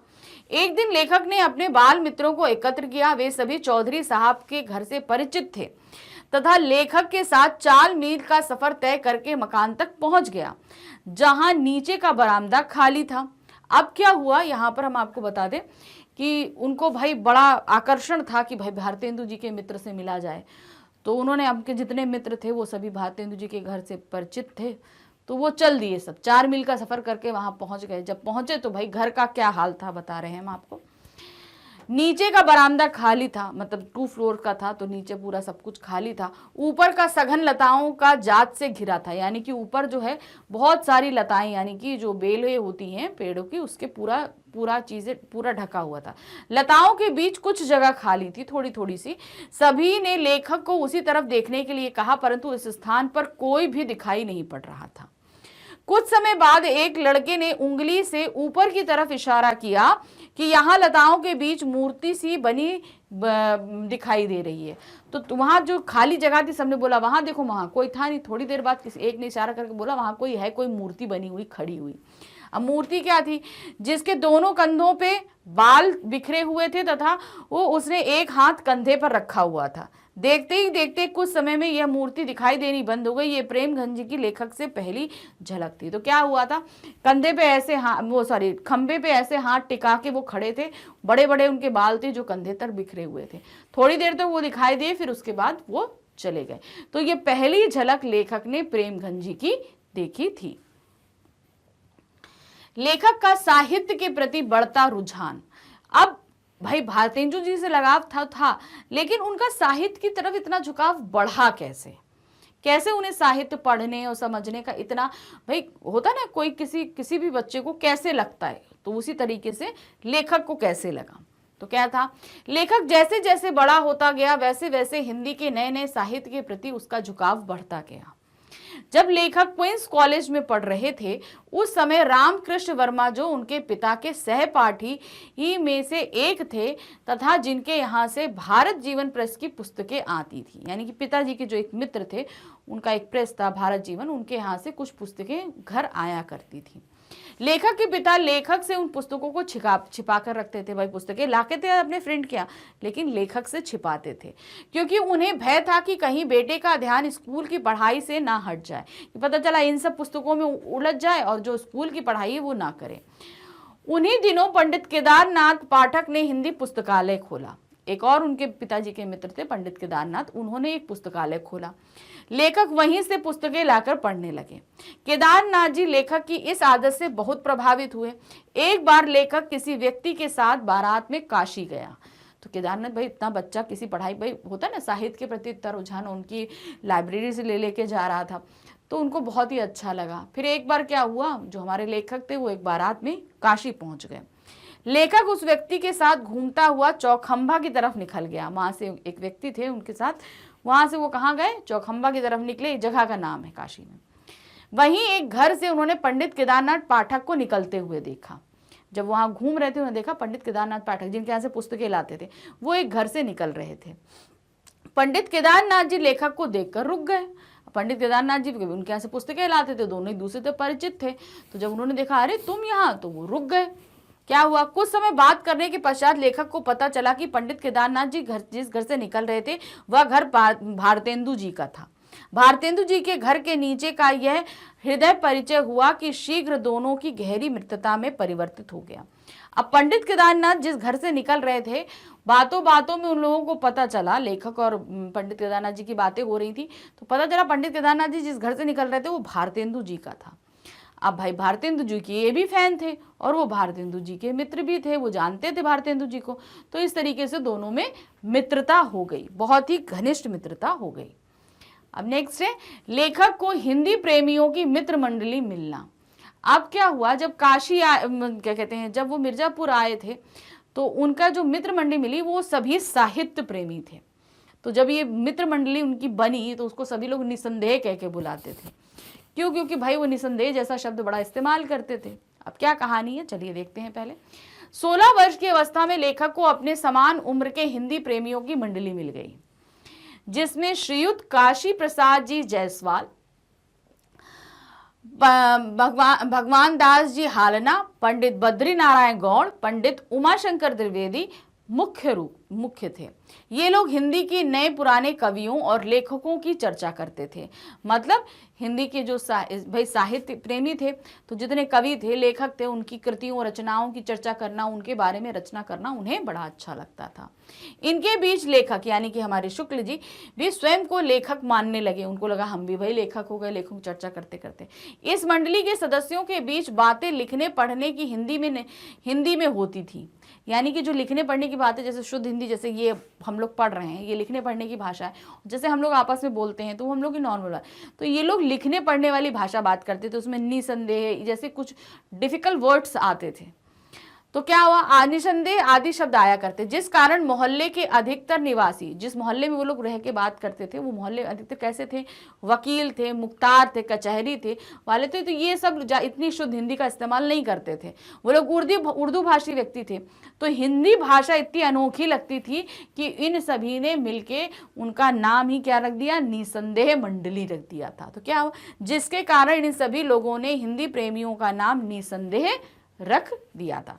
तो पूरी मंडली मिली और उस मंडली का क्या नाम रख दिया गया, निसंदेह मंडली, क्योंकि वो लोग शुद्ध हिंदी में बात किया करते थे। चौधरी प्रेमघन से लेखक का संबंध। अब भाई पहली बार देखा तो था पर मिले नहीं थे, और किस तरीके से जब मिले और उनका संबंध कितना घनिष्ठ हो गया, क्या देखिए। बद्री नारायण चौधरी जो सब जज थे, क्या थे, जज थे, एक बार लेखक के मोहल्ले में आते हैं। लेखक के पिताजी चौधरी जी से लेखक का परिचय कराते हुए कहते हैं, अब जज थे तो मोहल्ले में आते हैं, पिताजी रसूख वाले आदमी थे, तो लेखक का परिचय कराते हैं। कहते हैं इन्हें हिंदी का बड़ा शौक है। चौधरी जी तुरंत उत्तर देते हुए कहते हैं कि इनका अंदेशा उन्हें लेखक का चेहरा देखकर ही हो गया था। तो चौधरी जी तुरंत बोलते हैं कि हमने इनका चेहरा देख के पहचान लिया था कि इन्हें हिंदी का शौक है। चौधरी जी से अच्छी तरह परिचित होने के बाद अब लेखक प्रेम जी के घर एक लेखक की हैसियत से जाने लगे। परिचय हो गया तो एक लेखक की हैसियत से उनके घर भी जाने लगे, जहां पर वो जाते थे। सॉरी, चौधरी साहब एक हिंदुस्तानी रईस थे। मतलब ऐसा नहीं था कि भाई लेखक है, वो लोग खानदानी रईस थे, पहले से रईस थे। बसंत पंचमी, होली इत्यादि पे उनके यहाँ खूब नाच रंग तथा उत्सव होते थे। उनकी हर एक अदा जो है रईसियत टपकती थी। मतलब उनका जितना भी काम था उससे सभी से रईसियत टपकती थी। उनके बाल कंधों तक लटकते रहते थे। एक छोटा सा लड़का पान की तश्तरी लिए पीछे पीछे टहल रहा होता था। मतलब जैसे होता नहीं, बड़े बड़े आप लोग देखते हो, एक तश्तरी लिए उनके आगे पीछे जो है नौकर सर्वेंट घूमते रहते हैं, उसे लड़का घूमता रहता था। उनकी बातों में विलक्षण वक्रता थी। मतलब बोलने में बहुत अच्छे, भाई हिंदी के जानकार हैं तो जाहिर सी बात है कि बोलने में अच्छे होंगे। नौकरों तक के साथ उनका संवाद सुनने लायक होता था। अब किसी नौकर के हाथ से कभी कोई गिलास या कुछ अन्य वस्तु गिर जाती थी तो उनके मुंह से यही निकलता था, क्या बोलते थे वो, कारे बचात नहीं। उनका बात करने का ढंग विलक्षण होता था। उनके प्रश्नों के पहले क्यों साहब तकिया कलाम की तरह होता था। मतलब जो उनकी भाषा होती थी वो वैसी, जो उनकी आंचलिक भाषाएं जो रहती थी उनकी जो वैसी रहती थी, और साथ ही वो एक तकिया कलाम लगाया करते थे, क्यों साहब। प्रेमघन जी द्वारा हास परिहास मजाक करना। अब किस तरीके से, वो भाई एक लेखक थे लेकिन उसके बाद भी वो एक जो है जॉली नेचर के व्यक्ति थे। मतलब उनको मजाक करना, हंसना, बोलना, ये सभी उनको बहुत अच्छा लगता था। तो उनके बारे में क्या है देखिए। लेखक बताता है कि प्रेमघन जी का स्वभाव बहुत मजाकिया था। वे उनसे मिलने वालों का मजाक बनाया करते थे, इसीलिए मिलने वाले भी उन पर व्यंग कसने के बारे में सोचते रहते थे। लेखक बताता है कि एक दिन पुरानी परिपाटी के कवि वामनाचार्य गिरी ने बरामदे में कंधों पर बाल लटकाए प्रेमघन का व्यंग करते हुए एक कवित्य पढ़ा था। यानी कि वो मजाक नहीं करते थे, उनके ऊपर भी। तो वामनाचार्य गिरी ने, उनके भाई लंबे लंबे बाल थे तो, और वो खड़े होते थे जिस स्टाइल में, तो उनके स्टाइल, उनके लंबे बालों पे एक छोटा सा कवित्य लिख दिया। क्या लिखा उन्होंने, खंबा टेक खड़ी जैसी नारी मुगलाने में। मतलब हुआ जैसे कोई मुगल स्त्री खंबे के सहारे खड़ी हो। भाई ऐसे करके आराम से टेक करके और लंबे लंबे बालों लेके खड़े होते थे। तो उन्होंने कहा मुगल की नारियां जो है जिस तरीके से बड़े अदब से खड़ी होती थी उस तरीके से कोई नारी खड़ी हो। इस तरह से हास परिहास होते रहते थे। इसी प्रकार एक दिन मंडली बैठी तो एक पंडित जी आए चौधरी साहब ने उनसे हालचाल पूछा। एक पंडित जी आए, हालचाल पूछा। पंडित जी बोले कुछ नहीं, आज एकादशी थी, कुछ जल खाया और चले आ रहे हैं। अब देखिए, जल खाया और चले आ रहे हैं। चौधरी साहब ने पूछा, अब इसी बात पे चौधरी साहब पूछे, भाई मजाकिया व्यक्ति, उनको तो मिल गया मजाक करने के लिए, जल खाया। तो क्या बोलते हैं, जल ही खाया है कि कुछ फलाहार भी पिया है। मतलब जल आपने सिर्फ खाया है कि फलाहार भी पिया है। तो वो खाने को पीना और पीने को खाना कर दिया। तो चौधरी साहब ने वही चीज व्यंग में उनसे बोल दी। एक दिन चौधरी साहब के एक पड़ोसी उनके यहाँ पहुंचे। पड़ोसी को देखते ही सवाल हुआ। क्या सवाल हुआ? क्यों साहब, मैं एक लफ्ज अक्सर सुना करता हूं। उन्होंने बोला, उनका जो आदत थी क्यों साहब बोलने की, उन्होंने एक बोला कि मैं अक्सर एक लफ्ज सुना करता हूं। अपने पड़ोसी से उन्होंने बोला, पर उसका सही अर्थ समझ में नहीं आता, मतलब उसका अर्थ मैं समझ नहीं पाता। तो क्या है, आखिर घन चक्कर शब्द का मतलब क्या है? तो उन्होंने अपने पड़ोसी शब्द से पूछा कि भाई ये जो घनचक्कर शब्द है, ये मैं अक्सर सुनता रहता हूं, इस घनचक्कर शब्द का अर्थ होता क्या है? तो उन्होंने क्या बोला, पड़ोसी बोला कि एक दिन रात को सोने से पहले कागज कलम लेकर सवेरे से रात तक जो जो काम किए हों सब लिख जाइए और पढ़ जाइए, शब्द का अर्थ समझ में आ जाएगा। तो उन्होंने बोला, एक दिन सोने से पहले सुबह से के रात तक आपने जितना भी काम किया है उसे कागज कलम उठाइए और लिख डालिए, और लिखने के बाद उसे पढ़िए। जब आप पढ़ लेंगे ना तो आपको इस घनचक्कर शब्द का मतलब समझ में आ जाएगा। मतलब हमने पूरा दिन क्या क्या कार्य किया, एक घनचक्कर की तरह हम करते रहे।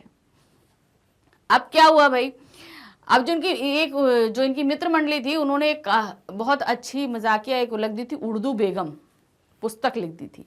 तो वही है, उर्दू बेगम पुस्तक पे चर्चा तथा चौधरी प्रेम घन का नागरी भाषा से संबंध में विचार। यानी कि उनको नागरी भाषा बहुत प्रिय थी, उसी भी बोलते थे कायरे बचात नाही। तो इस तरीके से उनको नागरी भाषा बहुत पसंद थी। और उर्दू बेगम के बारे में हम जानेंगे इसमें। एक रात चौधरी साहब के घर की छत पर लेखक और उनकी मित्र मंडली उर्दू बेगम नाम की पुस्तक पर चर्चा कर रहे थे। उसी समय लैंप की बत्ती भभकने लगी। चौधरी साहब नौकरों का आवाज देते रहे, परंतु अपने हाथ से लैंप बंद नहीं किया। भाई वो खानदानी रईस, तो अब लैंप की क्या बत्ती जो हो गई तो वो ऐसे करने लगेगी, अगर ज्यादा भपकेगी तो लैंप का शीशा टूट जाएगा। तो बार बार वो नौकर को आवाज दे रहे थे, मगर नौकर सुना नहीं। अब ये नहीं कि वो खुद ही उठकर बंद कर दें, वो भी उन्होंने बंद नहीं किया, बार बार आवाज देते ही जा रहे थे। मैंने चाहा कि बढ़कर बत्ती नीचे गिरा दूं, पर लक्ष्मी नारायण ने तमाशा देखने के विचार से मुझे शीघ्र ही रोक लिया। मेरा मन हुआ कि चलो, मैं कोई नौकर नहीं सुन रहा, मैं कर देता हूँ। लेकिन उनके एक दूसरे जो मित्र लक्ष्मी नारायण, तो उन्होंने मना कर दिया कि नहीं, तुम ऐसा नहीं करो, तमाशा देखो क्या होता है। चौधरी साहब कहते जा रहे थे, अरे जब फूट जाए तभी चलत आवा, यानी कि जब ये फूट जाएगा तभी तुम चल कर आओगे। अंत में चिमनी चकनाचूर हो गई, पर चौधरी साहब का हाथ लैंप की तरफ ना बढ़ा। मतलब वो चिमनी फूट गई, मगर चौधरी साहब ने खुद उठकर उस लैंप की बत्ती को बुझाया नहीं। प्रेमघम साहब हिंदी को नागरी भाषा मानते थे। उनका मानना था कि नागर अपभ्रंश से जो शिष्ट लोगों की भाषा विकसित हुई है, यानी कि सबसे पहले क्या होती थी, अपभ्रंश भाषा विकसित हुई थी, उसी से जो है बहुत ही शिष्ट लोगों की भाषा विकसित हुई। तो नागरी उसी से निकली, इसलिए इन्हें नागरी भाषा बहुत पसंद थी, वह नागरी कहलाई। इसीलिए वे मिर्जापुर ना लिखकर मीरजापुर लिखा करते थे। वे मीरजा का अर्थ लक्ष्मीपुर मानते थे। क्या मानते थे? मिर्जापुर नहीं लिखते थे, वो मीरजापुर लिखते थे, और उसका मतलब होता था लक्ष्मीपुर। कैसे? मीर मतलब समुद्र, जा मतलब पुत्री, प्लस पुर। तो यानी बताते थे क्या, मीर कौन हुए? समुद्र, उनकी पुत्री यानी कि लक्ष्मी, इसलिए हुआ लक्ष्मीपुर, समुद्र की पुत्री लक्ष्मी। तो इस तरीके से मिर्जापुर निकला। तो यहाँ जो हमारे पाठ में मेन चीजें थी, हमने आपको फटाफट सारी चीजें समझा दी। अब हम आते हैं कुछ प्रश्न पे जो हमारे इसी पाठ से संबंधित है, मगर एनसीईआरटी बुक से नहीं है। तो क्या है, लेखक के पिता भारत जीवन प्रेस की पुस्तकें छिपाकर क्यों रखते थे तथा लेखक ने पुस्तकें पढ़ने के लिए कौन सा मार्ग अपनाया? अब वो पुस्तकें लाते थे लेकिन वो छिपा देते थे, वो ऐसा क्यों करते थे? और लेखक जो पुस्तकें पढ़ना चाहते थे, उन्होंने उन पुस्तकों को पढ़ने के लिए क्या मार्ग किया था? लेखक के पिता साहित्य प्रेमी थे, उन्हें भारतेंदु हरिश्चंद्र बहुत प्रिय थे। उनके संस्कारों का प्रभाव लेखक भी पड़ा, जिस कारण उनका हिंदी साहित्य के प्रति झुकाव बढ़ता गया।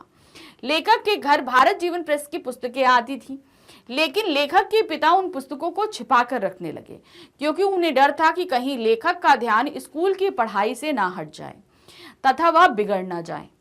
लेखक ने पुस्तकें पढ़ने के लिए पंडित केदारनाथ जी पाठक द्वारा खोले गए पुस्तकालय में जाकर वहां की पुस्तकें पढ़ने का मार्ग अपनाया। तो अब क्या हुआ भाई, पुस्तकें आती, जो हमारी सिलेबस की जो बुक्स हैं उनको छोड़ के अगर साहित्य की पुस्तकें पढ़ने लगे तो जाहिर सी बात है कि हम अपना सिलेबस कंप्लीट नहीं करेंगे और हमारे मार्क्स अच्छे नहीं आएंगे। तो पिताजी उनके यही चाहते थे कि जो हमारे लेखक हैं उनका ध्यान पढ़ाई में बना रहे, इसलिए उन्होंने क्या किया, उन्होंने ये चीज़ समझा कि वो पुस्तकें लाते थे और खुद पढ़ने के लिए, तो वो जितना पढ़ते थे और उसके बाद छिपा के रख देते थे ताकि लेखक के हाथ न लगे वो अपनी पढ़ाई की पुस्तकों में। अब लेखक तो भाई साहित्य प्रेमी, वो भी पढ़ना चाहते थे, तो उन्होंने क्या मार्ग निकाला भाई, पंडित केदारनाथ जी पाठक के यहाँ जो उन्होंने पुस्तकालय खोला था वहाँ से वो पुस्तकें लाकर पढ़ने लगे थे। तो ये हमारे इस क्वेश्चन का आंसर था। नेक्स्ट क्वेश्चन है, चौधरी साहब का एक खासे हिंदुस्तानी रईस थे, इस कथन की समीक्षा कीजिए। एक खासे हिंदुस्तानी रईस थे, ये जो कथन है इसके बारे में हमें डिटेल में बताना है कि आखिर क्यों रईस थे, क्या थी, ये कैसे हमें समझ में आता है कि वो रईस थे। चौधरी साहब एक खासे हिंदुस्तानी रईस थे, यह कथन लेखक ने चौधरी साहब की आर्थिक स्थिति को दर्शाने के लिए कहा है, यानी कि उनका जो आर्थिक स्थिति थी वो कैसी थी, अच्छी थी, खराब थी, बुरी थी, जो कुछ भी था। चौधरी साहब के व्यक्तित्व की चर्चा करते हुए लेखक ने बताया कि वह रईसों की तरह जीवन जीते थे। उनके घर पर हर त्योहार का उत्सव होता तथा उत्सवों में खूब नाच रंग के साथ मनाया जाता। उनकी हर अदा में रईसी झलकती थी। जब वे टहलते थे तब एक लड़का पान की तश्तरी यानी प्लेट लिए उनके पीछे घूमता रहता था। लैंप की बत्ती को नीचे करने के लिए भी नौकर को बुलाते थे, भले ही लैंप की चिमनी फूट जाए, लेकिन वे स्वयं हाथ लैंप की बत्ती बुझाने के लिए नहीं उठाते थे। ये सभी लक्षण ये बताते हैं उनके रईसी स्वभाव की ओर संकेत करते हैं। यानी कि जो जो हमारे पार्ट में हुआ, किस तरीके से भाई जो रईस होगा वही, उसी के यहाँ तो हर फेस्टिवल में खूब ज़्यादा पार्टीज होंगी, तो उनके यहाँ पार्टीज हुआ करती थी। अब उस पार्टीज में भी हर एक सर्वेंट उनके पीछे एक तश्तरी लिए पान की, उनको पान खाने का बड़ा शौक था, तो वो घूमता रहता था। फिर साथ ही लैंप जैसा भाई बगल में लैंप है, हम चाहे तो बुझा सकते हैं, लेकिन अपना हाथ से नहीं बुझाना है, नौकर आएगा वही बुझाएगा। और चिमनी फूट जाती थी अगर नौकर नहीं सुन रहा है, मगर वो उठ के खुद अपने हाथ से उस लैंप को नहीं बंद करते थे। तो ये सारी चीज़ें जो बता रही हैं कि वो बहुत ही रईस व्यक्ति थे, मतलब पहले से रहे हैं, इसीलिए उनके अंदर ये आदतें रही हैं। प्रश्न संख्या 3 है, चौधरी साहब के शब्दों में विलक्षण वक्ता थी, स्पष्ट कीजिए। विलक्षण वक्ता थी यानी कि वो जो बोलने का उनका स्टाइल था वो बिल्कुल अनयूजुअल था, बिल्कुल अलग सा था। आपको वो बताना है कि वो कैसे था। चौधरी साहब बातचीत करने की कला में कुशल व्यक्ति थे। उनके मुंह में जो बातें निकलती उसमें अजीब सी वक्ता यानी कि टेढ़ापन रहती थी, यानी कि कहते हैं ना कुछ अलग ही बोलना चीजें। जैसे अब कोई है काम नहीं कर रहा है, मान लो अगर हमने पानी लेने भेजा तो वो पानी ले थोड़ा देर हो गई, तो क्यों भैया कुआं खोद रहे थे क्या पानी लाने के लिए? तो ये क्या हुआ, पानी हमने ये नहीं बोला बहुत देर लग गई, ये तो सीधापन हो जाता। हमने क्या टेढ़ापन बोला, क्यों भैया कुआं खोद के पानी लाए हो क्या, या कुआं खोद रहे थे क्या? तो अब ये क्या हुआ, टेढ़ापन हो गया। तो ये टेढ़ापन जो है उनकी बातों में बहुत था, अर्थात उनके शब्दों में सदैव एक व्यंग छुपा रहता था, जिसका प्रमाण नौकरों के साथ हुए उनके संवादों से स्पष्ट होता है। यदि किसी नौकर के हाथ से कभी कोई गिलास वगैरह गिरकर टूट जाता तो उनके मुंह से निकलता था, कारे बचात नहीं, ये अर्थात तुम इसको बचा नहीं सकते थे क्या? वे प्रश्नों के पहले अक्सर क्यों साहब लगाते थे, तो उनका तकिया कलाम वाक्य बन गया था। वे लोगों से प्रायः हास प्रयास किया करते थे, जिसमें व्यंग का कुपुट भी निहित रहता था। मतलब वो बातें करते थे तो भी वो व्यंग करते हुए करते थे। चौधरी साहब की बात करने के अनूठे ढंग के कारण ही लेखक तथा उनके प्रति आकर्षण और अधिक बढ़ गया। तो उसमें जैसे बोला था कि उन्होंने बोला घनचक्कर शब्द का मतलब समझ में नहीं आता, तो वो बताया। जैसे पंडित जी आए कि हाँ भाई आज थोड़ा सा जो है जल खाया है, तो उन्होंने सीधे उल्टा दिया कि सिर्फ जल खाया है कि फलाहार पिया भी है। तो यह उन्होंने मतलब उनकी बातें जो है ना तुरंत बहुत ही टेढ़ी होती थी, सीधी चीजों को नहीं करते, मतलब आपको एक टॉन्ट करते हुए चीजों को वो बोलते थे, व्यंग करते हुए, उसमें हंसी भी आ जाया करती थी। प्रश्न संख्या 4 है, प्रेम घन की छाया स्मृति निबंध से शुक्ल की भाषा, परिवेश और प्रारंभिक रुझानों पर प्रकाश डालिए। मतलब शुक्ल जी किस तरीके से रहे, आपको उनका परिवेश कैसा रहा, सब कुछ चीजें उनके आपको बतानी है। जैसे हमने अभी पढ़ा है तो उनके बारे में आपको थोड़ा बहुत तो अंदाजा हो ही गया होगा, वही चीज। तो क्या है, प्रेमगन की छाया स्मृति निबंध में वर्णित कथ्य के अनुसार शुक्ल जी को बचपन से ही अपने पिताजी के कारण शुद्ध साहित्यिक हिंदी भाषा का परिवेश प्राप्त हुआ। साथ ही हिंदी प्रेमी मंडली के मित्रों के साथ लेखकों का साहित्यिक भाषा किया जाने से विचार विमर्श से उनकी भाषा और अधिक समृद्ध हो गई। मतलब उनके पिताजी जो थे ना, उनको बहुत ही अच्छा, वो साहित्य प्रेमी थे, तो उसके कारण से उन्हें शुद्ध साहित्यिक हिंदी का ज्ञान हुआ। लेकिन जो उनकी मित्र मंडली मिली उसमें उनको और ज्यादा इंटरेस्ट हुआ साहित्य का, और धीरे धीरे उनकी हिंदी और ज्यादा सुधरती चली गई और वे एक अच्छे लेखक बन गए। अत्यधिक साहित्यिक भाषा में बातें करने के कारण उनकी मंडली को उर्दू भाषी निसंदेह नाम से पुकारते थे। मतलब बहुत ही शुद्ध भाषा में वो लोग बात करते थे, जिस कारण से उनको सभी लोग क्या बोलते थे, निसंदेह मंडली कहा करते थे। पिताजी द्वारा रामचरितमानस और रामचंद्रिका व भारतेंदु हरिश्चंद्र के नाटकों के पाठ सुनने के कारण शुक्ल जी में आरंभ से ही साहित्य के प्रति रुचि विकसित होती गई, और जिनसे भारतेंदु मंडल के कवियों के प्रति उनमें अगाध श्रद्धा भर गई। तो अब क्या हुआ, पिताजी बचपन से ही उन्हें रामचरितमानस, रामचंद्रिका, भारतेंदु जी के नाटक ये सभी पढ़ के सुनाया करते थे। तो साहित्य का उनको अच्छे से ज्ञान हो गया, उन्हें इंटरेस्ट भी जाग गया और भारतेंदु जी के प्रति उनका ज्यादा लगाव हो गया। अब भारतेंदु जी की मित्र मंडली में मिलने के कारण उन्हें और ज्यादा साहित्य का अनुभव भी हुआ और उनका इंटरेस्ट भी बढ़ा। तो एक तरीके से बचपन से लेकर जवानी तक जो है, युवावस्था तक, किशोरावस्था, युवावस्था तक उनका जो साथ रहा वो साहित्यिक प्रेमियों के साथ ही रहा, इसलिए उनका साहित्य के प्रति रुझान बढ़ा और वे एक बहुत ही अच्छे लेखक भी बने। तो इस तरीके से इस पार्ट का एक क्विक रिवीजन हमारा यहाँ कंप्लीट होता है। हिंदी के हमारे और भी चैप्टर आने वाले हैं, इन्हें आप कहाँ देखेंगे, इसके लिए आपको आना होगा हमारे चैनल magnetsbrain.com पे। जब आप यहाँ पर आएंगे, सीबीएसई इंग्लिश मीडियम पे क्लिक करेंगे, क्लिक करते ही आपके सामने वन शॉट रिवीजन आ जाएगा, इस पे क्लिक करिए। आपके सामने वो सभी क्लासेस होंगी जिनमें वन शॉट रिवीजन अवेलेबल है। बस आपको अपना क्लास सिलेक्ट करना है, क्लास 12th। जैसे ही आप सिलेक्ट करेंगे 12th की पूरी प्लेलिस्ट आपके पास आ जाएगी। अब आपको इस तरह देखिए, अब आपको हिंदी सेलेक्ट करना है। जैसे ही आप सेलेक्ट करेंगे आपके सामने सारे चैप्टर्स आ जाएंगे। जो भी चैप्टर आपके एग्जाम में आ रहा है या टेस्ट में आ रहा है उसे आप क्लिक करिए। क्लिक करते ही आपका वीडियो स्टार्ट हो जाएगा। वीडियो देखिए, फटाफट रिवीजन कीजिए। जैसे हमारा मैग्नेट ब्रेन चैनल है उसी तरह मैग्नेट ब्रेन हिंदी भी है, इसे भी सब्सक्राइब कीजिए। अपने फ्रेंड्स को बताइए जो हिंदी मीडियम्स में हैं, तो इससे उनको काफ़ी हेल्प मिलेगी अपनी पढ़ाई के लिए। हमारे चैनल पे जितना भी कंटेंट है टोटली अरेंज है, इसलिए आपको एक टॉपिक के बाद दूसरा टॉपिक देखने के लिए बिल्कुल भी परेशानी का सामना नहीं करना पड़ता।